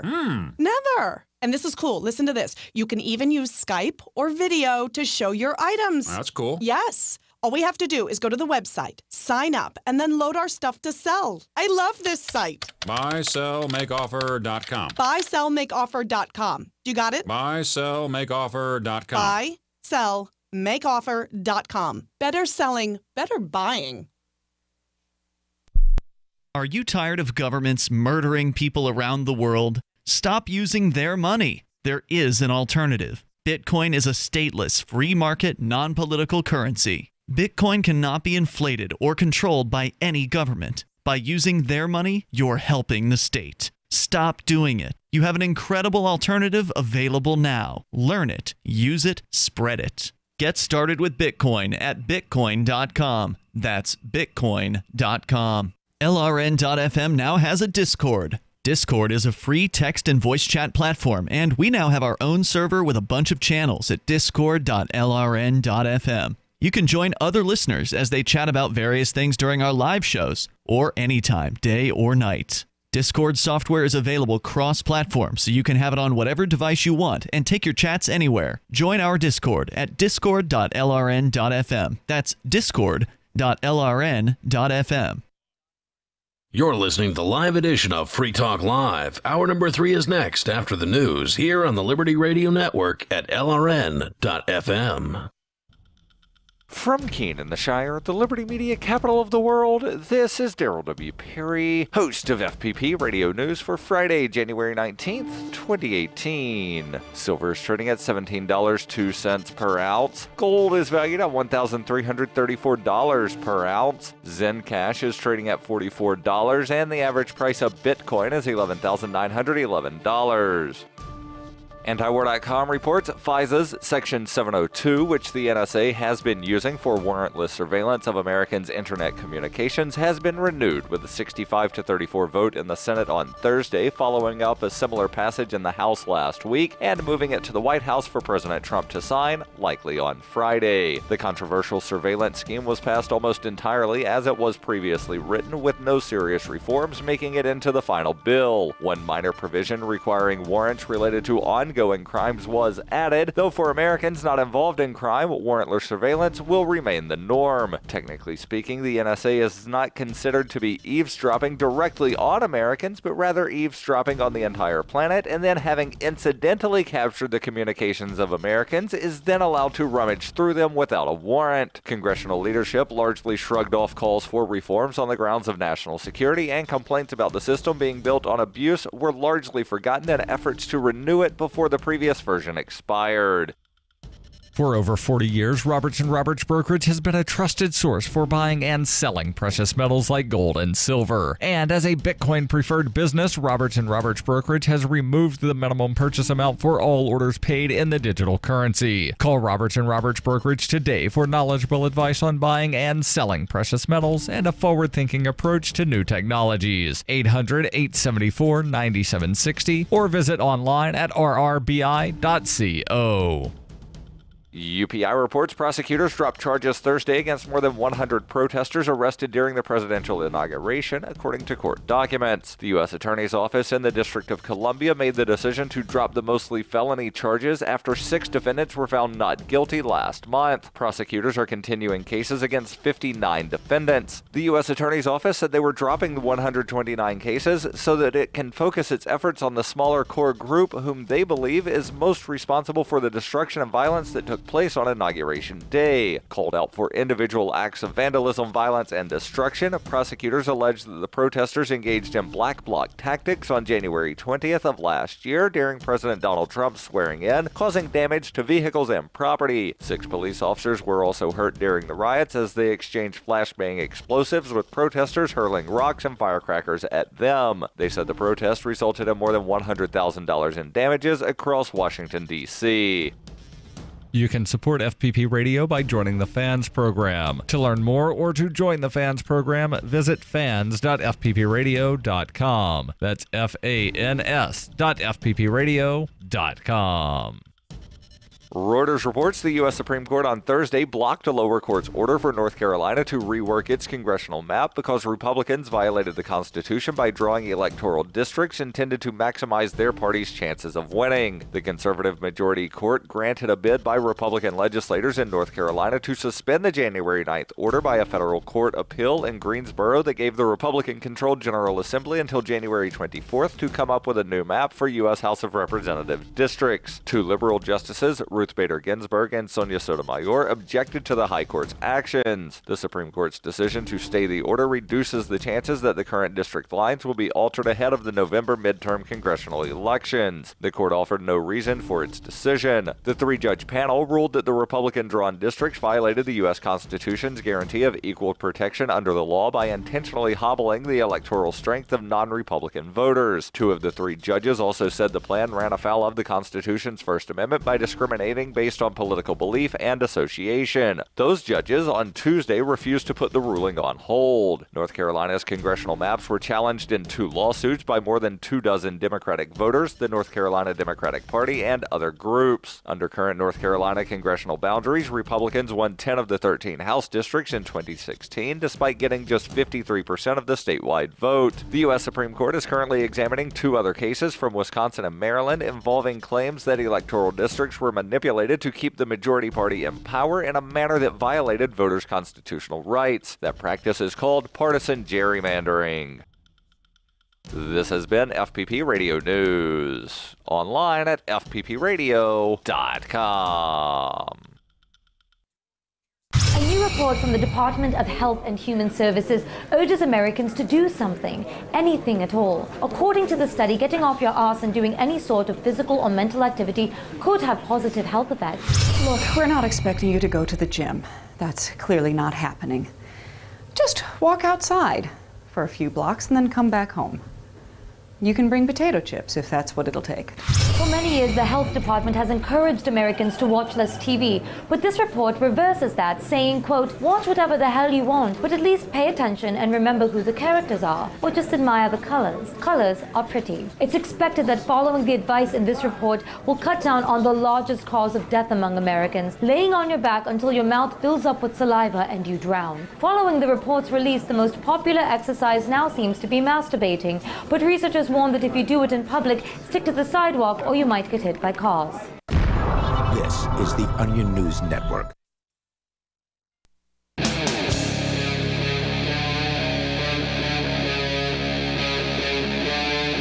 Free Talk Live.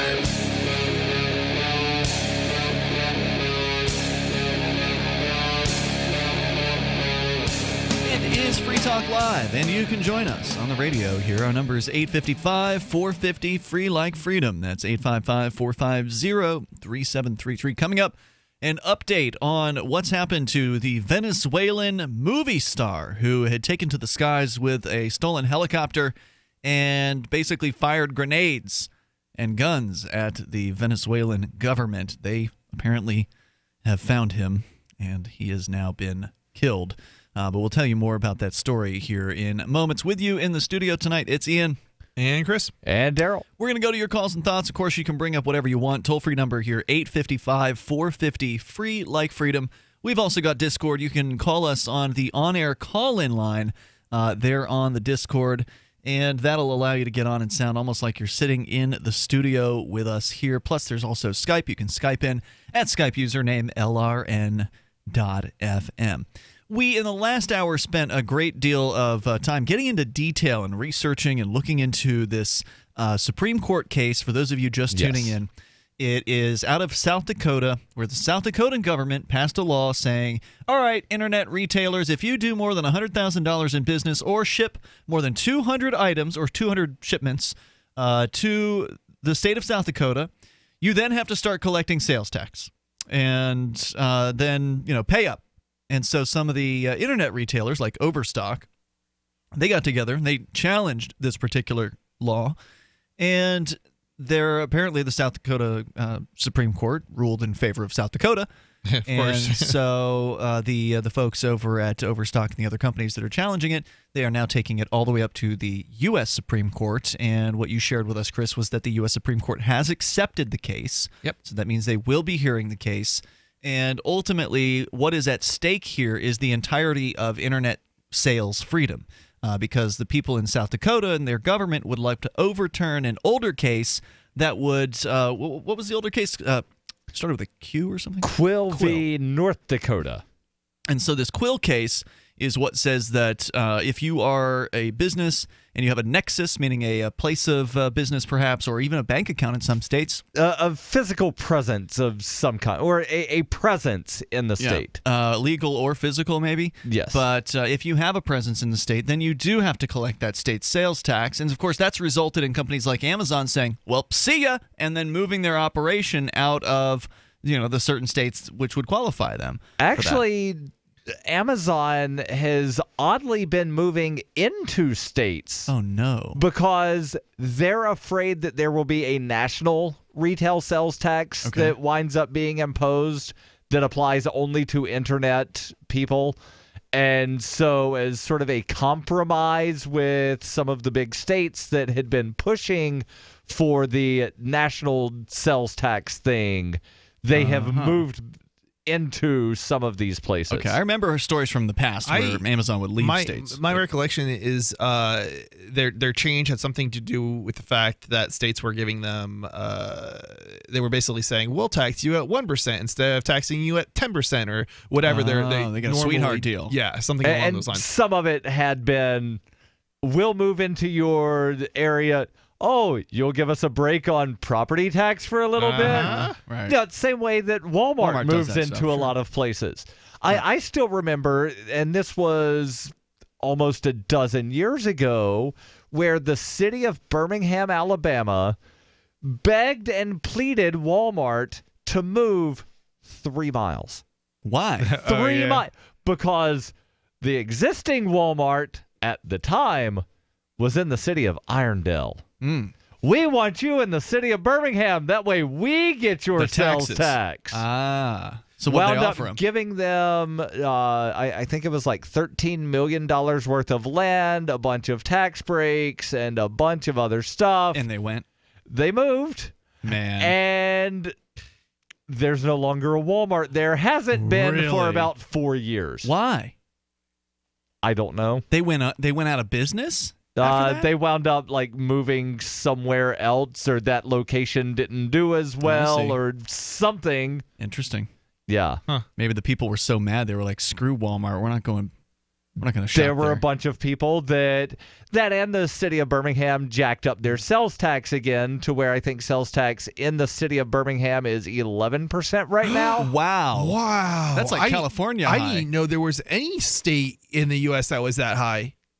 It's not the state. The state sales tax in Alabama is like 4.75%. I wonder what and then there's the county tax, and then there's the municipal tax. How big's a county tax? County tax, I think in Jefferson County is like 2.25%. So basically, they're doubling the total of the state and county tax. So wait, city level. Yes. Okay, so wait a minute. What's the total tax then?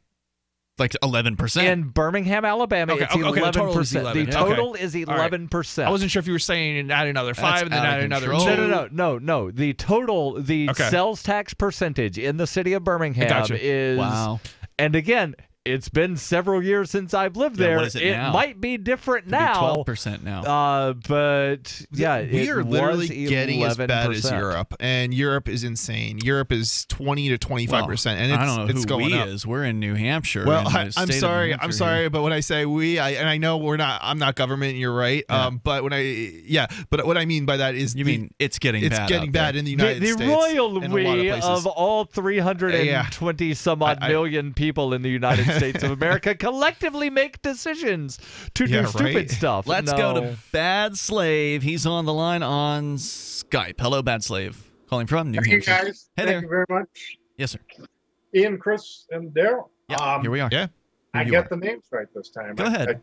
I keep getting that wrong. Anyway, that I may have reported this for the same issue in the past, but Chris,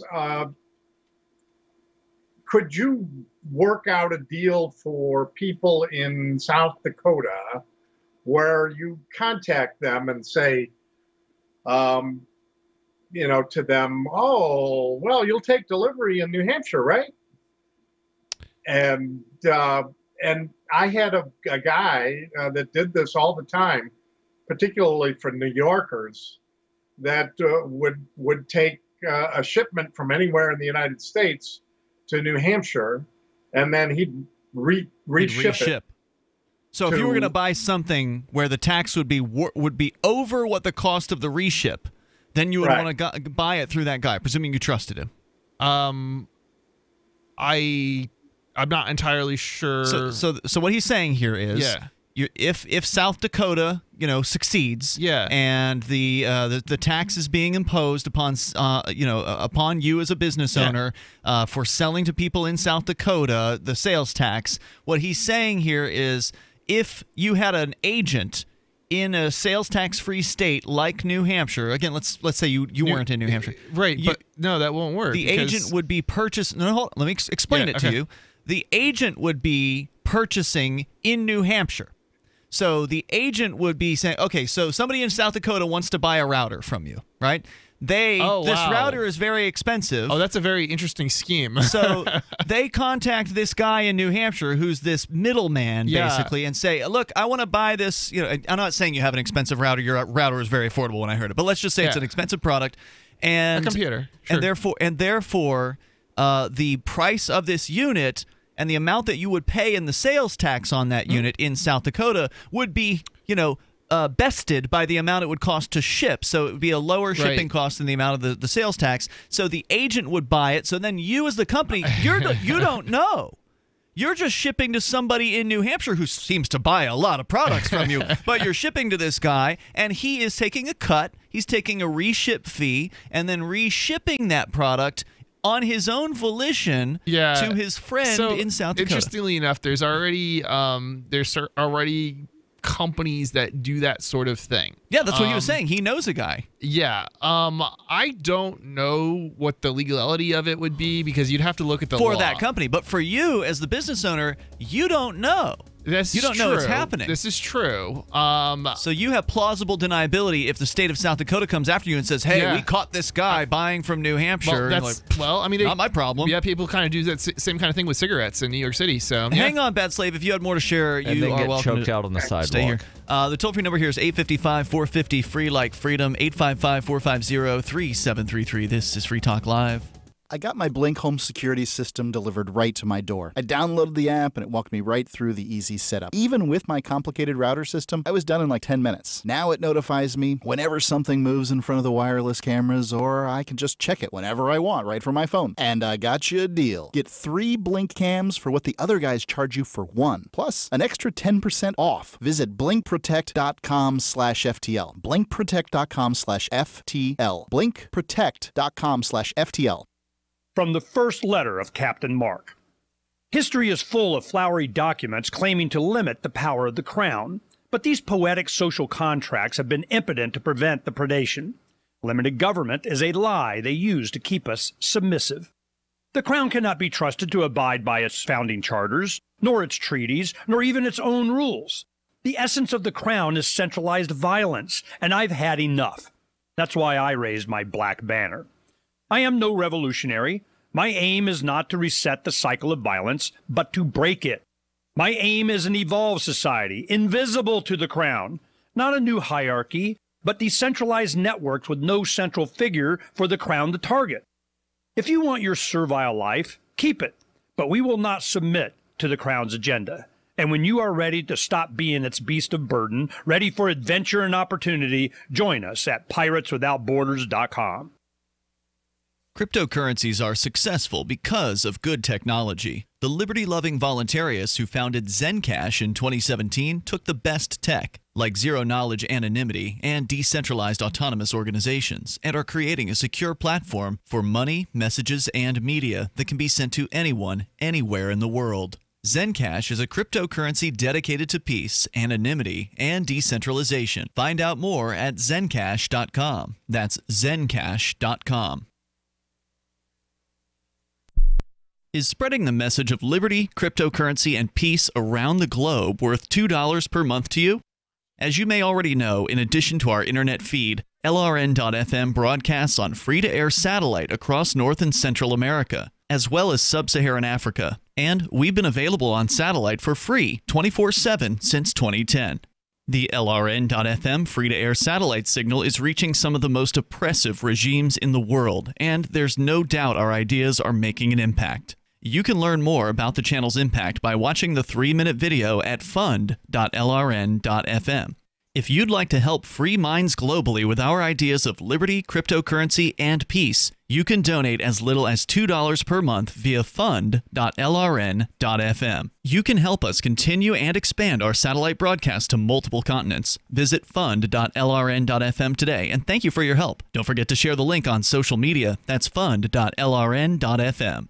The 3 most important things you can do for Free Talk Live are: 1, share 1 episode a week on Facebook or in some other social networking site. 2, buy the things you buy online through shop.freetalklive.com. 3, give $5 a month to the AMP program. It's my firm belief that Free Talk Live's AMP program is the best use of your charitable dollar among liberty-oriented organizations. Support all the organizations you love, but make sure you give $5 a month to AMP at amp.freetalklive.com.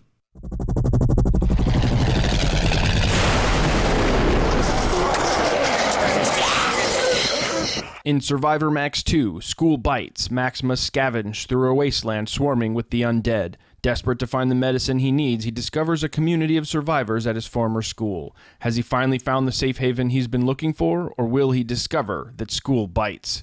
Look for Survivor Max on Facebook, read reviews on Amazon, and read Chapter 1 at survivormax.com.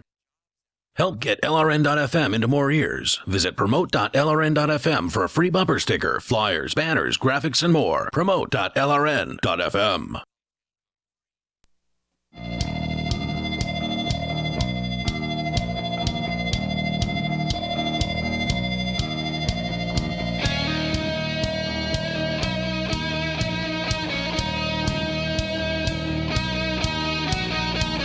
This is Free Talk Live, and you can bring up anything that you want. Our toll-free number here is 855-450-FREE like freedom.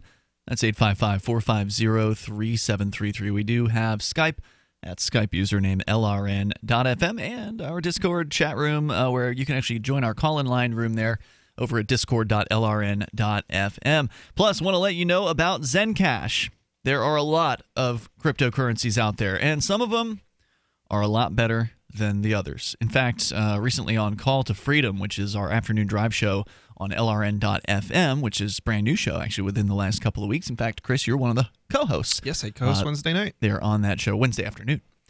True. It's nighttime in Africa, though, when you're on. Yeah, I get all confused because I do this show more at night and that one in the afternoon. Zencash, you guys talked about that on the air recently. Oh, yeah, that was an excellent show. I would highly suggest anybody who's interested to go watch it. Best show ever. You were so excited. I mean, I've never seen you raving. Wow, about you were listening. Were you listening in the studio? After? Oh, yeah, that's right. But I got to hear you raving about it during the breaks, so it wasn't like you were like, it wasn't like you were putting on something for the listening audience. You were really just like, even when the guy on the Zencash guy couldn't hear you, you were just talking with Rich Paul and Will, and you're like, my God, this thing meets all of the qualifications for the cryptocurrency that I want. Very, very, very, very high requirements to give approval for stuff. Yes. Let me be clear. If you don't know Chris from thinkpenguin.com, this guy is as picky, when it comes to privacy features on software and hardware as Darryl is when it comes to being picky on everything. So you really loved Zencash, and you had tough questions too for one of the founders of Zencash. I had questions that he will never be asked again. I guarantee it. Because you're a programmer, so you know how to ask. I'm not. It's not just that I'm a programmer. Questions. It's that most programmers do not know what licenses they're using, or they don't know anything about the license. Yeah, I mean that's one example. I'm asking very detailed. Where can I get the source code? What's the license? GitHub. I actually already knew. I just wanted to give the answer on the air because it demonstrates for anybody else who's listening just how. Any technical person listening, hopefully, just how good of a situation this Zencash is based off of it. Now, hold on. You said that most programmers don't know what licenses they're using? But not the best choice of words there. What I meant was the details of what the license is. What it says. Yeah, what it says and what the condition. Yeah, trust me on this one. You would not. I bet that's true. Who reads the fine print? Yeah, even the people who release the software. So Darryl, here's the thing. What happens is people will pick a license and they don't understand the license. MIT, GPL, MOUSE. I will agree that they don't understand the license, but they know which one they frickin' picked. Yeah, maybe. His statement was most of them don't know what license they have chosen. That's different than saying they don't know the details of the license. Yeah, no, you're correct. And my phrasing, I did phrase it. My phrasing was not the best choice of phrasing it. But initially. anyway, I tried to correct myself there. But yeah, .com is where you can go to learn more because you can't take our word for it. You got to go and do your own research. It's Zencash.com. That's where you can start. And again, Aria over at Cryptocurrency Check gave this an A+ rating, which she says the first time that she's ever been so impressed with a cryptocurrency. And once you get that Zen wallet, go to getzen.cash. There's a faucet. Ooh. What was it? GetZen-cash? .cash. All right. Oh, that's right. Free Zencash. There you go. Every 20 hours, you can get a small amount of Zen. Zencash is a cryptocurrency dedicated to peace, anonymity, and decentralization. Yeah, that's right. They've got zero-knowledge anonymity. And they've got decentralized autonomous organizations to help run the thing. And they talk some about that, about how the portion of the mining proceeds, like 8.5%, I believe it was, goes to kind of the kitty. And it's not pre-mined either. For the decentralized autonomous organizations to decide how to spend to help promote Zencash, to get it out there, because these guys are liberty-loving people. It's not like the Bitcoin core team, which has been taken over by a bunch of statists who love the government, or at least a few of them have made public statements like that, and that's disturbing. Zencash.com, it's got voluntarism in as its founding document in the white paper, and I got to say, I was impressed with it. In fact, I was so impressed with it, I went ahead and bought some of the Zencash. I mean, they'd spent some of it on our show, right. But I went ahead and spent some of the church funds, turned some of the Bitcoin that we have, or actually Bitcoin Cash, into to Zencash. Nice. After I heard that interview. Yeah, so I just want to make it clear, I have no benefit from promoting Zencash. You don't have any Zencash yet? No. I gain no benefit. I gain nothing from promoting Zencash. You do have Zencash. I actually don't have any Zencash yet. So I've been following. So then that's true. Then you don't bet. Not at all. And I will at some point get some. But the point that I'm trying to make is that Zencash. I've been following the precursor to Zencash, which is a technical aspect, something called Zerocoin, which is what gives you the privacy. And I had always thought Zerocoin is the best thing. So do you think it's better than Monero? Because a lot of people like Monero. Absolutely. Why? Because I mean, Zencash, you can still send things, or I guess. I know with Zcash, which came before Zencash, you could send private or you could send open. Yeah, and Monero doesn't allow open sends. But isn't Monero the thing based on the crypto note? And crypto note has been found numerous times to not be secure. No, there's some. There was something that happened back in the early days of Monero where there was a security issue, but that's since been patched. There were also problems with crypto note like 6 months ago. Okay, I don't know. So I'll tell you why. All I know is the black markets, the darknet markets, they've adopted Monero, but not the Z technology. Monero's been around a little bit longer. This is the difference. This is basically the difference. Is simplified.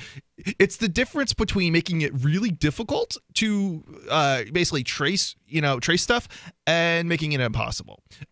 So you're saying Monero is the really difficult one, yes, and the ZK snarks or zero knowledge. Well, yeah. So Zerocoin is what makes it basically impossible. It's the math behind it. It's the Zerocoin, the protocol. Okay, is basically got the research behind it. It is years in development. It's not just mixing some stuff together and making it difficult to trace. It is the real deal. It's got the research papers, it's got the math, it's got the right people behind it, it's got it's not just some programmer in his basement writing some code and hoping and crossing his fingers that it's going to work. It's not to say there couldn't be bugs in the code, but when it comes down to the hard math, it's got it. It's got everything. It's got your endorsement there. Yeah. Zencash.com. Go and check that out. Let's bring Bad Slave back on here for any final thoughts he has, because I realize we totally just dominated that crypto talk there. Go ahead, Bad Slave. That's all right. I'm just that retired guy. Anyway, just to full disclosure, Chris. Yeah. The guy that was doing that for some New Yorkers. The forwarding of packages. Fired. But but I'm sure that, you probably don't want to go to the UPS store. But they're right in Merrimack here. There's a small operation type of, mailbox store that they obviously do all that. These things are going to blow up if all of a sudden, and thanks for the call tonight, Bad Slave, these reshippers, this is going to be one way for the market to work around some of the internet sales tax collections if this case gets overturned. We'll continue here with Free Talk Live. Any place, anywhere. Radio remains the most intimate of all forms of media. At home, at work, in the car, on smartphones. Over 90% of consumers still listen to radio every week. That makes choosing radio as a place to advertise your business one of the best decisions you can make. Email advertise@gcnlive.com and partner up with an experienced GCN representative. Advertise@gcnlive.com. Easy, affordable, effective. This is Dan Pilla. Do you owe the IRS money you can't pay? Are tax debts crippling you? I've defended people from the IRS for over 30 years. I've helped thousands, and I can help you too. I wrote the book on IRS settlement, and I'm telling you, there's no such thing as a hopeless case. Call 800-34-NO-TAX to finally get free of IRS debt. With the IRS's new programs, there's never been a better time to solve your problem. Call 800-34-NO-TAX. That's 800-34-NO-TAX, or my website, danpilla.com. A reclusive deity hasn't written a new book in 2,000 years, and a local rescue dog is adopted for a couple weeks. This is the Onion Week in Review. This week, in a devastating blow to the nation's laundry, 16,000 Americans were reportedly stained during the messiest day in U.S. history. Reports confirm that nearly 3,000 citizens received permanent stains on their good shirt from mustard splatter off a dropped hot dog, along with 12,000 cases of spilled coffee and other dark beverages, ruining Americans' pair of hand-wash-only pants. Government officials further indicated that federal assistance for the nation's overwhelmed dry cleaners would be necessary. And in this week's local news, an elderly Rite Aid patron stretches out a conversation about toothpaste to prolong human contact. In other news, artifacts discovered buried in Washington, D.C. suggest humans once passed laws there. A self-centered child blames his parents' divorce entirely on himself. And a night of uninterrupted sleep really throws off a man's entire day. This is the Onion News Network. I love My Magic Mud. I drink a lot of coffee. I had stains on my teeth. Then I found My Magic Mud, and I was told it would remove stains. So I paid attention when I brushed the first time. My Magic Mud is black tooth powder, and the difference it made in my teeth in one application was noticeable. With 4, my teeth were as white as you normal folks out there. Please go to mymagicmud.com and buy a jar. There's 150 applications for $25. You can use Bitcoin, mymagicmud.com. Did you know you can watch Free Talk Live during our live shows 7 days a week from 7 to 10 p.m. Eastern via our studio cams at cam.freetalklive.com? Plus, you can chat with other listeners while you watch, all totally free. Now that our live video stream is hosted by YouTube, our video archives will be online even faster. So be sure to subscribe to our YouTube channel. Listen, watch, and chat all free at cam.freetalklive.com. That's cam.freetalklive.com. Since time began, tyrants have taken aim at personal liberties. Now there's a movie that aims back. The government has no more right to tell us what to put in our bodies than they have to take our guns or tell us what books we can read. 6 drug police were eaten by bears while raiding a marijuana farm. On your knees, you dirty hippies! Jesus. On your knees! What's the problem, officer? Today, many cops who enforce pot laws do so only because it provides them with cushy jobs, good benefits, and a chance to push people around. I was an undercover narcotics officer. The drug war is nothing but a farce. The Second Amendment says you got to keep you and your gat intact. Guns and Weed, The Road to Freedom. A film by Michael W. Dean and Nima Vadadi. DVD available now at gunsandweed.com or on Amazon. That's gunsandweed.com. Makes the perfect gift. Remember, that's gunsandweed.com. Some of our live shows are streamed in HD on Twitch. Please follow and share at twitch.lrn.fm. That's twitch.lrn.fm.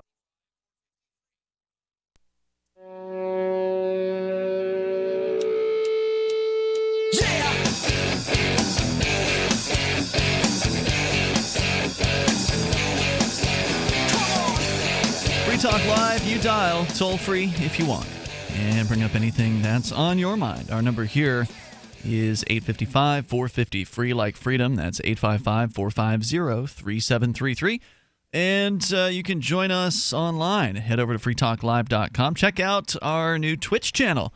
We started that less than 2 weeks ago, and already over 100 followers on Twitch, and over 20 people have subscribed via the Twitch. I think almost all of them have done, if not all of them, have done via Twitch Prime, which is a way for people who have Amazon Prime to actually send us a few bucks in any month's time frame by hooking up your Amazon Prime with your Twitch account and then selecting Free Talk Live as your sort of monthly subscription. They give you one per month that you can do.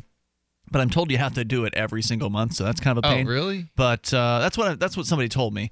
So it's kind of a pain. But still, 20 people have gone and done it this month, which is awesome. So thanks for doing that. You can go and check out our Twitch channel at twitch.lrn.fm. It's only live when we have live shows here in the Keene, New Hampshire-based LRN.FM studio. So let's say we're on the road at Anarchapulco. We're not going to be on Twitch. Let's talk. If you're listening to LRN and Ernie's shows on in the morning, not on Twitch. But the Call to Freedom and Free Talk Live and the new show coming up on Saturday night on LRN.FM that Vincent is going to be hosting from 10 to midnight is also going to be on the Twitch channel. Well, what's that show going to be called? He's calling it Questioning Authority. I like it. So okay, is it gonna? Please tell me he's not gonna wear his stupid red MAGA hat because he's done that before. I can't tell you. I don't know, but it's gonna be on Twitch, so you could watch it and find out Saturday night at 10 p.m. Eastern Time on LRN.FM. And again, twitch.lrn.fm. Be sure you follow us there, and then you'll get notices whenever the LRN stream goes live. That way you know that something's happening there. Let's go to James. He's in New Jersey watching us on YouTube. James, you can get twice the resolution if you watch us on Twitch because, well, I guess it's actually 4 times the resolution if you want to go by pixel count because the difference between 360p and 720p. YouTube do? What is it, 620? YouTube's 360p. 360. That's it? Really? Yeah, so it's sort of lower than standard definition. Why is that? They have because I chose that. Because I chose that for them. Sorry, go ahead, James. James? He's outside. James is outside. Hello? I don't know what just happened there. Maybe they were talking with somebody or something. I don't know. Anyway, toll-free number here is 855-450, free like freedom. So let me explain the resolutions here. Dave's not here, man. 720p HD, that's a nice-looking resolution. That's that's what you want to have. That's what the Twitch stream has. And the YouTube has 360p, so like a fourth of the pixels of the 720. And the reason why is because, well, YouTube, I'm not really a big fan of how they've treated us over there. They cut off. We've had 360p there for a long time, so that's sort of been our YouTube standard. Okay. It doesn't look terrible. I mean, it really doesn't. I think I've seen it. I've been a little not thinking it's not that good. But it's low resolution. And back in the day, we didn't have a big internet connection here, and we finally got a decent internet connection. But what actually happened was YouTube cut our feed 2 weeks ago on a Sunday night, and I had no idea. I didn't find out until the next day when Will was looking. He was trying to watch Free Talk Live, and he went to LRN.FM to watch through the webcam feed because we'd had a YouTube feed that was 24 hours a day. Which is something you can do with YouTube. You can't do that with Twitch. And so this YouTube feed was 24 hours, and he went there and he looked. He said, your feed's not up. I'm like, well, yeah, it is. Because I was looking at the other YouTube, because we had one YouTube going to Free Talk Live's channel only during our live hours, and then the other YouTube went to LRN's channel 24/7. So, most of the time it was just a static picture that said, LRN, because it's just audio feed from LRN. And that was the one that was down. That was the one they'd cut. So they didn't cut the Free Talk Live only YouTube. They cut the LRN YouTube. You following me on this so far? So they cut LRN, and they didn't say anything about it. So I just happened to find out from somebody who was trying to watch. So I logged into that account on YouTube, and that's when the notice was like, we have banned you for a month from live streaming because you have violated our terms and conditions, the community guidelines, and we're not going to tell you when, and we are not going to tell you which community guidelines. So you have no idea if it was pornography, if it was copyright, if it was, excessive violence, or, whatever it was, right? There's these different things that they say you're not allowed to have. And I'm going to guess it was copyright simply because some of the shows on LRN.FM, they're internet shows. They don't care about copyright. They just play, whatever they play. Right. It's their, responsibility. They don't care. And so that was my guess. But YouTube didn't bother to tell me, and they certainly know, right? YouTube knows. So somebody complained, or YouTube's auto, checker thing heard something it didn't like because they have constantly, heuristics. I don't know. What do you call that? Where they're looking at the the feed coming from you, and they're saying, oh, that matches this audio and over here from David Bowie, and so marked or flagged. fingerprinting, audio fingerprinting, maybe? Audio fingerprinting, yeah. So they flag that, so they know what time the violation happened, and they know what the person who reported it, if somebody reported it, said it was, or if it was an auto fingerprinter thing from copyright. They certainly know which song it was, but they didn't tell me anything, and yet they gave me the opportunity to appeal. And so when I clicked the appeal button, which, why not? Click the appeal button. You give you a one line where you can type in what your appeal is. And of course, I typed in, well, given that you won't actually tell me what the offense was, I'm not sure what I'm supposed to tell you here. Submit. And so that was when I decided, okay, well, it's time to start looking at other video streaming options. And so when we brought Twitch on, of course, I wanted Twitch to be more special than YouTube, so I gave Twitch an 720p HD quality feed, and YouTube is still stuck with the standard res. I like it. I've done certain things like that with eBay and just no, I mean it's not video, but you give better service to a different site or something, right? I've set prices such where eBay is higher than our website as an example, just because eBay causes so much trouble for us. Want a better deal? Come to the website. YouTube and I'm not really a big fan of Google, even though some of the stuff that they've done is better than alternatives and stuff. And they have their ups and downs. So I personally, I plan. I'm working on a show myself, and I plan to try and set up as much of our infrastructure in house as feasible. And undoubtedly, I don't think we'll be doing YouTube at all. But I may be. What are you going to use? I might be willing. Based on what you're seeing, I might take a look at Twitch, but I don't know yet if I would be willing to utilize Twitch because I haven't looked into it yet. Yeah. But I mean, it's Amazon. You pick your poison, right? It's big corporations that are only a big corporation can really handle the bandwidth that you would need to stream out to thousands of potential viewers. Now, we don't get that kind of viewership. Yeah. We get, maybe I think right now we had like 13 viewers on Twitch a little while ago, but that's usually more than twice or three or four times what we have on YouTube. We might actually be able to sustain, depending on the stream, as many users at least initially as we can. As you're getting. You're talking about doing your own stream? Yeah, we have a fiber connection with a 25 meg up, so at least 5 users minimally, probably at like 1920 by 1080. So, but if you reduce that to 720, you can get a few more viewers. Yeah, you get a few more. If you reduce it more. You see what I'm saying? Yeah, though. If you go viral. It would fail. You cannot handle that out of a small pipe. Absolutely, is going to fail. You've got to have a professional content delivery network on board to do something like that, and you're dealing with mega corporations. So, I'm glad Twitch is out there, and I think they have a better copyright policy. We talked to Mato Blasto, who's one of the Twitch gamers out there, libertarian Twitch gamer. And she says that they actually have a policy of allowing copyrighted music to play during the live stream, but then pulling that audio out, that clip out. Yeah, that was interesting. Yeah. I did not know that. That was something that I noticed watching her streams. That's pretty cool. That they can do that. It's a little more easygoing. Yeah. You're not going to get pulled off the air in the middle of your show, which is awesome. So far, I'm liking the Twitch experience. You can go to twitch.lrn.fm. You can check us out there. And it is in 720p HD. We're going to continue here in moments with the latest out of Venezuela with the movie star that had attacked the Venezuelan state. He's dead. It's Free Talk Live. Thinking about getting into cryptocurrency? It's time you looked into Dash. Dash is digital money that you can use to send instant and private payments anywhere for pennies. Dash offers a decentralized network where miners are rewarded for keeping it strong and safe. Dash has made a huge impact in the crypto world. Start your journey. Check out Dash.org for more information and get in now on the future of cryptocurrency. Dash.org. The Bitcoin.com wallet is a simple and powerful full-featured Bitcoin Cash and Bitcoin Core wallet that allows you to send and receive either currency with anyone, anywhere in the world. Download the Bitcoin.com wallet for easy and secure access to your Bitcoin Cash. It's perfect for beginners, and the Bitcoin.com wallet makes using and holding Bitcoins easy. No logins are required. The Bitcoin.com wallet is available for Android, iOS, Windows, Mac, and even Linux. Learn more at Bitcoin.com.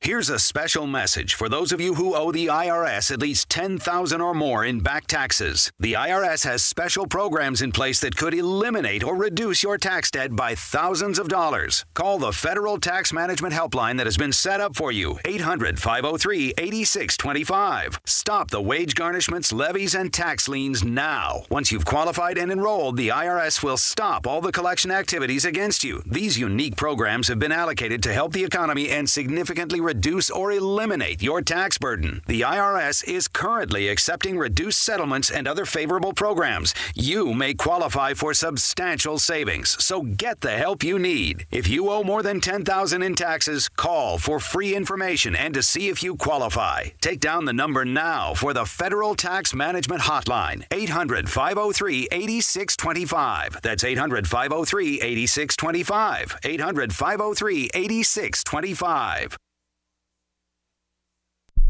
Don't worry about things you can't control. Isn't that what they always say? But it's about impossible to avoid worrying about what's going on these days. The government has used the war on guns, the war on drugs, and the war on terrorism to tear our Bill of Rights to shreds. But you can fight back. The 10th Amendment Center has proven it, racking up major victories. For example, when the U.S. government claimed authority in the NDAA to have the military kidnap and detain Americans without trial, the nullifiers got a law passed in California, declaring the state's refusal to ever participate in any such thing. Their latest project is offnow.org, nullifying the National Security Agency. They've already gotten model legislation introduced in California, Arizona, Oklahoma, Missouri, and Kansas, meant to limit the power of the NSA to spy on Americans in those states. We'd be fools to wait around for the U.S. Congress or courts to roll back Big Brother. Our best chance is nullification and interposition on the state level. Go to offnow.org, print out that model legislation, and get to work nullifying the NSA. The hero Edward Snowden has risked everything to give us this chance. Let's take it. Offnow.org. Did you know we've taken our LRN.FM telephone listen line to a new level with the LRN.FM audio on demand line? Now you can call 712-770-8447 anytime and listen to LRN.FM's live feed. And you can listen to a bunch of our original shows on demand. Long distance fees may apply. Just dial 712-770-8447 and choose from the menu. 712-770-8447. Ross Ulbricht was convicted in early 2015 of running the infamous Silk Road Underground Market. The Silk Road was a gift to humanity and helped reduce the harms brought on by drug prohibition. For this good deed, Ross has been sentenced to life in prison with no possibility of parole. Now, an appeal is Ross's only chance, and he needs your support. Please visit freeross.org, where you can contribute via various methods, including Bitcoin. Visit freeross.org. That's freeross.org. This is the Liberty Radio Network, broadcasting the latest liberty-oriented audio content 24 hours a day at LRN.FM.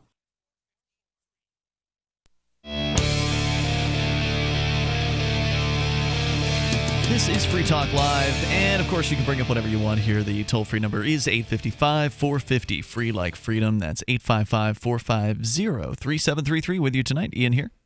And Chris. And Darryl. And don't forget to go to freetalklive.com, where you can enjoy the features completely free. But if you like what we're doing here, if you appreciate the fact that we give you, all kinds of cool stuff like the audio archives of the show, video feeds, chat rooms, all that stuff's free, and you want to back the show up with your $5 a month, you can do that. We have the AMP program. You get some cool perks. You get access to the AMP-only Facebook group. You get, on the new Discord, there's an AMP category or an AMP rank or whatever you want to call it, where you get special access to a AMP-only, contributor-only channel in which you can text chat and voice chat. So check that out. That's another bonus that you get now because you're a Free Talk Live amplifier. And there's a whole list of those perks that you can receive. There's a bunch of them over at amp.freetalklive.com. You can get signed up with any major credit card or PayPal or Bitcoin Core. And we're looking into what it's going to take as far as programming is concerned to actually make it so we can accept alternative cryptocurrencies instead of the old, slow, expensive Bitcoin Core. So we're looking into that. These things take time. They take programming expertise. Oh, yeah. And we'll work on that. But anyway, you go to amp.freetalklive.com right now. You can get signed up and help Free Talk Live get on new radio stations because that's what the AMP money's used for. We're using it to market the show, advertise, market, and promote, to get Free Talk Live out there, to get the message of freedom on the airwaves. There's a new station that supposedly has come on board that I'm still not able to announce. In fact, I know there's another one that we can announce. I just haven't gotten around to adding it to the website. If you want to make that announcement, Darryl. Is that the one that... KFEQ. Yeah, KFEQ, St. Joseph, Missouri, that has a monster signal that at night covers all of Kansas City and goes up north into whatever's north of Kansas, Missouri. Big signal. Yes. Humongous. In the word of Donald Trump, huge. And are they doing 7 nights? Starting off with 5 they nights. are wanting to add weekends. Yeah. And we are delay broadcast. But it's there. Yes. On the radio. And we can do more of that with your help over at amp.freetalklive.com. I want to get this story out, and then we'll continue with your calls. Right, and just want to mention, for anybody that is listening delay broadcast, we are live 7 to 10 p.m. Eastern. Feel free to call in. Yeah, and then you can listen for yourself later on, or tell your family to listen later on, or your friends, or whatever. It is Free Talk Live here. The Human Rights Foundation, this is a press release from HRF. According to themaven.net, Human Rights Foundation condemns the extrajudicial killing of anti-regime uprising leader Oscar Perez by Venezuelan security forces. In the early hours of January 15th, Venezuelan state security operatives cornered Perez and his allies at their hideout in the El Junquito neighborhood near Caracas. Despite repeated pleas of surrender by Perez and those in his group, government forces opened fire against them with anti-tank rocket-propelled grenades and sniper rifles. Prior to his death, Perez uploaded videos of the assault on his hideout and his pleas for surrender to social media. Wow. Yeah. You want to talk about a major change to how these things play out. You know, normally when we were all growing up, if there was somebody holed up in their house and, you know, there was a standoff with the police, all you got was the mainstream media halfway down the street behind a barricade trying to give you some idea of what they thought might be going on. Yeah, of course, that's half the police keeping you away, probably. But that's what I'm saying. Yeah, they were being kept away. Now, because of the internet, thank goodness, and things like social media, you've got this guy streaming live while the police are killing him. I'm just waiting for them to implement as a standard item in the hardware, the police catalog, when they do this kind of stuff, an internet kill switch, a jammer of some kind, to kill the. Don't give them ideas. I know they already have jammers that they've tried using in places, and in Turkey.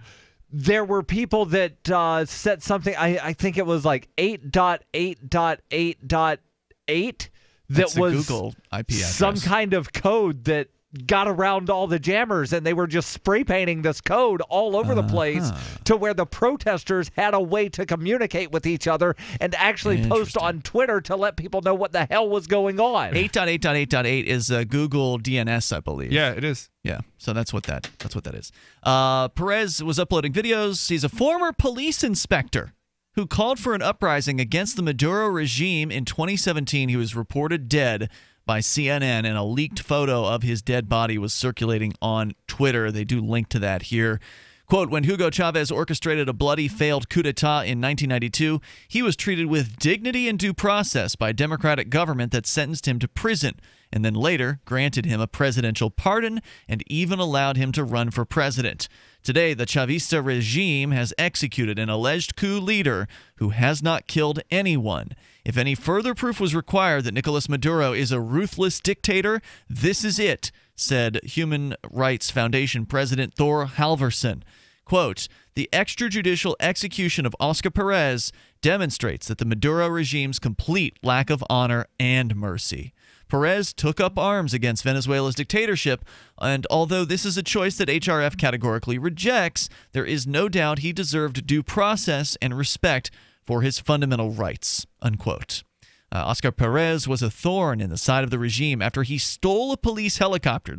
This guy, I mean, there was big questions, out there after this happened about whether or not Perez was an agent provocateur or was, somehow working for the government. Right. He stole a police helicopter, then dropped grenades on the roof of the Venezuelan Supreme Court building in downtown Caracas. He then claimed responsibility for the attack and flew out of there, having been in hiding ever since, with occasional television and social media appearances. In December, Perez posted a video on YouTube showing masked men stealing weaponry from military barracks and smashing photos of Hugo Chavez and current President Nicolas Maduro. On Monday, January 15th, and it should also be added here that Perez was actually like an action movie star as well. Posted a series of videos to Instagram showing himself and unnamed companions hiding from gunfire under apparent siege by Venezuelan security forces. In several of the videos, including a few where he's visibly bleeding from what appeared to be a grenade shrapnel wound on his forehead, Perez stated that security forces, quote, are attacking us, they told us they're going to murder us, and that they don't accept our offer to surrender, unquote. Senior government officials reacted with apparent glee to Perez's videos, with Prisons Minister Iris Varela tweeting, quote, what a crying coward now that he's caught like a rat, unquote. Diosdado Cabello, the regime's number 2, posted 3 tweets referring to Perez as a terrorist. At around noon, the government issued an official communication stating that the, quote, members of this terrorist cell were taken out and 5 of them were arrested, unquote. The communication did not mention Perez by name and did not clarify whether he had been killed. Quote, all available evidence strongly suggests that Perez was killed by security forces in cold blood after his offer to surrender was rejected. This according to HRF Chief Legal Officer Javier El Haj. Under international law, he says this amounts to an extrajudicial execution, which is an egregious crime, and security forces must always honor an armed suspect's right to life when the suspect is clearly surrendering, and this is true in both situations of armed conflict or in domestic law enforcement. And moreover, the killing of this man has been carried out by a dictatorial regime who has systematically killed over 200 nonviolent students over the last few years and is being investigated by the Organization of American States for crimes against humanity. So it's a war crime, I would think, because if you're a part of the treaty, you can't. If your enemy surrenders and you can imprison them, you have to take them. You have to take them. Do alive. War crimes charges apply internally within a country, or is it only if it's some sort of military? I would think so. Or is it only if it's one country versus another country, sort of these, military fights? Does a civil war qualify for war crimes, is what I'm asking, I guess. A civil war, yes, a civil war would qualify for war crimes. Okay. But because that's what's going on here. I mean, right. Yeah, if it's a military structure of some kind. But if it's just a member of the military goes and kills a civilian on the street, that's not necessarily a war crime. Right. Well, it's a war crime because you're targeting government facilities and government agents, not something civilians. Could be a violation of humanitarian law without necessarily being a war crime. Certainly could. So we'll keep you in the loop as the situation there in Venezuela develops. Let's go to Sarah in Albuquerque quickly. Sarah, you have the final thoughts here. Go ahead. Yes. Well, the Amazon decided to back out of coming to Albuquerque.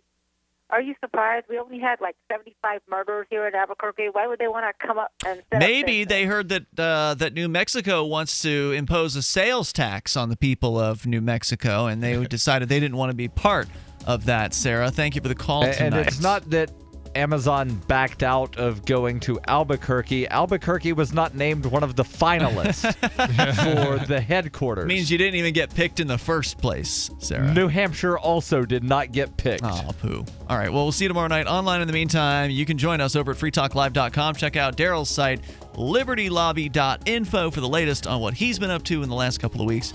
And again, thinkpenguin.com for more of Chris. We'll see you tomorrow. Why did you move to the Shire? I moved here to the Shire because there's other people around who take liberty just as seriously as I do. I moved to the Shire because I saw videos of people challenging authority and thought that I could get support myself. It called to me, like, do this right now. I wanted to be around people like me who got it. And once I got here, I knew there was nowhere else that I wanted to be. I've always wanted to change the world. So I moved to the Shire to join people who were actually working towards doing the same thing.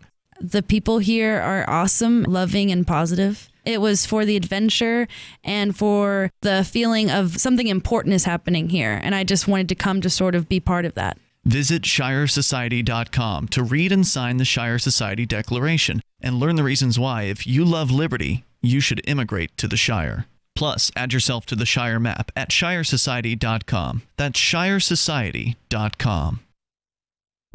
So you've signed the Shire Society Declaration and are planning your move to New Hampshire to be around more liberty-oriented people. Next, sign up for the Shire Society Forum at forum.shiresociety.com. There are a bunch of people there who are already in the Shire, and they want to meet you. If you're already in the Shire physically, you should also come by the forums. Remember, not everyone uses Facebook. New people are signing up for the Shire Society Forum every month, so drop in and say hello at forum.shiresociety.com. If you want to know the latest about Free Talk Live before we go on the air, all you need to decide is how you want it delivered. It's your choice. Visit news.freetalklive.com. You can get emailed announcements and participate in contests via our email updates list. Plus, we have a Twitter account that you can follow and a Facebook page where you can become a fan. So visit news.freetalklive.com to get news about Free Talk Live as soon as it's announced and the way you want it delivered at news.freetalklive.com. That's news.freetalklive.com. The Torchwood Report is coming up next, live after the news on the Liberty Radio Network at LRN.FM. From Keene in the Shire, the Liberty Media capital of the world, this is Darryl W. Perry, host of FPP Radio News for Friday, January 19th, 2018. Silver is trading at $17.02 per ounce. Gold is valued at $1,334 per ounce. Zen Cash is trading at $44, and the average price of Bitcoin is $11,911. Antiwar.com reports FISA's Section 702, which the NSA has been using for warrantless surveillance of Americans' internet communications, has been renewed with a 65-34 vote in the Senate on Thursday, following up a similar passage in the House last week and moving it to the White House for President Trump to sign, likely on Friday. The controversial surveillance scheme was passed almost entirely as it was previously written, with no serious reforms making it into the final bill. One minor provision requiring warrants related to ongoing crimes was added, though for Americans not involved in crime, warrantless surveillance will remain the norm. Technically speaking, the NSA is not considered to be eavesdropping directly on Americans, but rather eavesdropping on the entire planet, and then having incidentally captured the communications of Americans is then allowed to rummage through them without a warrant. Congressional leadership largely shrugged off calls for reforms on the grounds of national security, and complaints about the system being built on abuse were largely forgotten in efforts to renew it before the previous version expired. For over 40 years, Roberts & Roberts Brokerage has been a trusted source for buying and selling precious metals like gold and silver. And as a Bitcoin-preferred business, Roberts & Roberts Brokerage has removed the minimum purchase amount for all orders paid in the digital currency. Call Roberts & Roberts Brokerage today for knowledgeable advice on buying and selling precious metals and a forward-thinking approach to new technologies. 800-874-9760 or visit online at rrbi.co.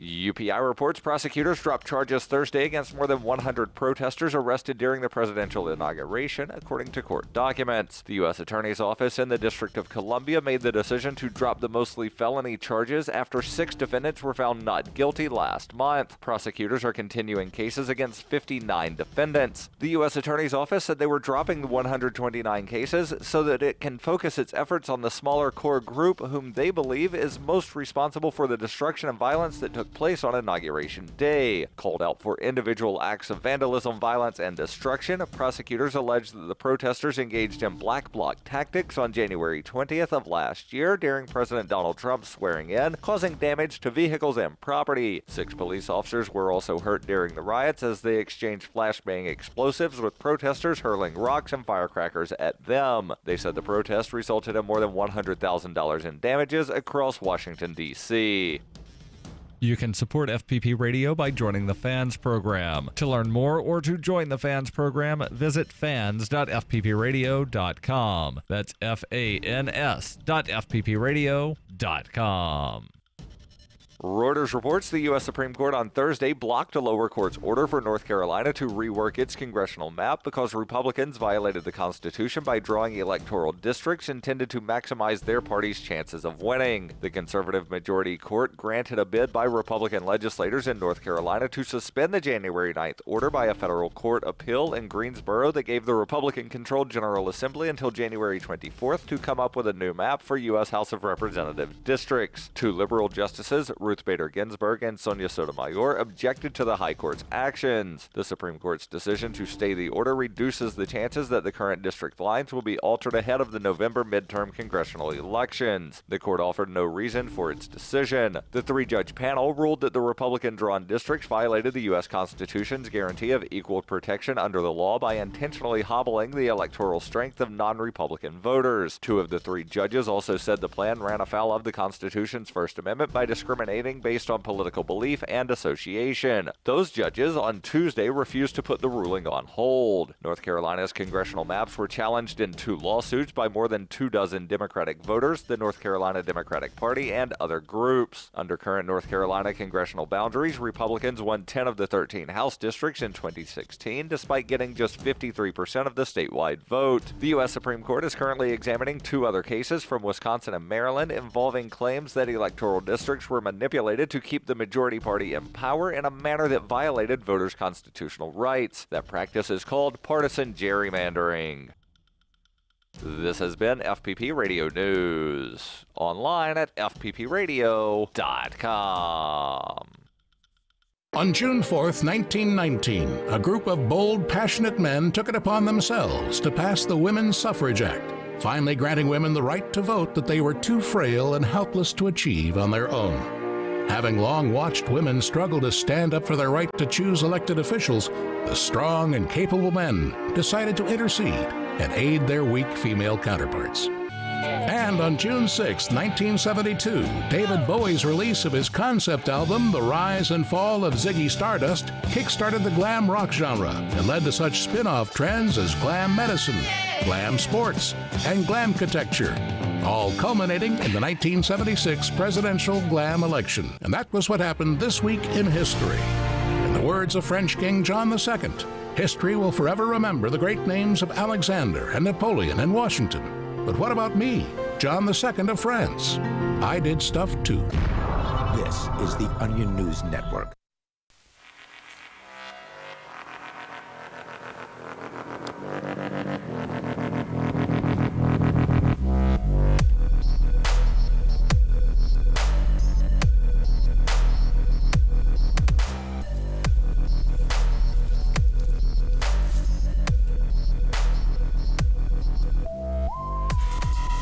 Hey everybody, and welcome to the Torchwood Report. I am Matthew Taylor, along with the one true Niz.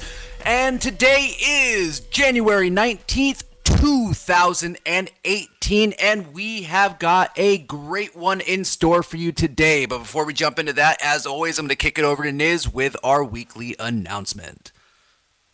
This broadcast is covered by the BIPCOT No Government License. That means that you are free to use or rebroadcast portions or segments of this show so long as you are not an agent or advocate for government. And if you fail to heed this warning, you will be socially shamed, not just you, but your children and your grandchildren and your great, all the way down your line into infinity and beyond. For more information, please visit bipcot.org. That's BIPCOT.org. So, guys, everybody out there listening, along with you, Niz, we got to talk about the number one thing that's looming right now, and honestly, has about till the end of this show to have some sort of resolution. Otherwise, we're looking at Congress no longer being able to fund itself and shutting down. So, Niz, what is I know that before we came on air, most people were sitting here listening to Free Talk, so this is something that they definitely jumped into and covered quite a bit. But if you want, why don't we get a real quick recap of what's going on? Do you want to give that to us? Yeah, basically the Democrats are holding a budget hostage, I guess you could say, because they want funds. They want funds for DACA, and so they say if they're not going to get their funds for DACA, then they're not going to vote on the budget, and therefore shut down. I say good, great, shut it down. Right, I mean, shut it all down. Shut it all down for good. Right, it's always beautiful when it shuts down. I mean, granted, at this time, it's definitely one of those moments of, it's been looming. We've seen this coming. I mean, how many shutdowns, honestly, can you remember in your adult lifespan? I remember several over some pretty ridiculous things, and it always comes down to one side being extremely stubborn towards the other side, and then everybody just decides to pick up their ball and go home. This one, go ahead. Here's what's mental about this is that every single time that this shutdown happens, it's never the people you actually want to shut down that get shut down. It's always, they threaten, we're gonna stop, the. What? We're gonna stop the. You got to bring your volume down there, Matt. Okay. Gotcha. We're gonna stop the payments to Social Security recipients. We're going to stop the payment. We're going to stop giving the money to the children. We're going to not pay the military. We're going to, shut down the national parks. They never, ever, ever say we're going to stop paying these congressmen and these senators, and they never do that. That's never the part that gets shut down. The part that gets shut down is the part that's going to hurt the everyday average person, and that part sucks. They should shut it down and. I don't know, for good, period. Bye. Yeah, I mean, you and I talk about it. Let the door hit you where the good Lord split you. I hope my microphone's better now, but you and I, we talk about this quite a bit, and I know I refer to it as the Candy Mountain outcome, but I've been kind of shifting more and more towards it. I mean, granted, it would be nice if, the government would just get out of everybody's way, because it honestly seems like governments happen to be the biggest thing getting in everybody's way. But, when we honestly take a step back and look at this shutdown, it's over a program that's being attacked, basically due to its implications of what's been laid out by the president and his cabinet. And when I use attacked only for a lack of a better term,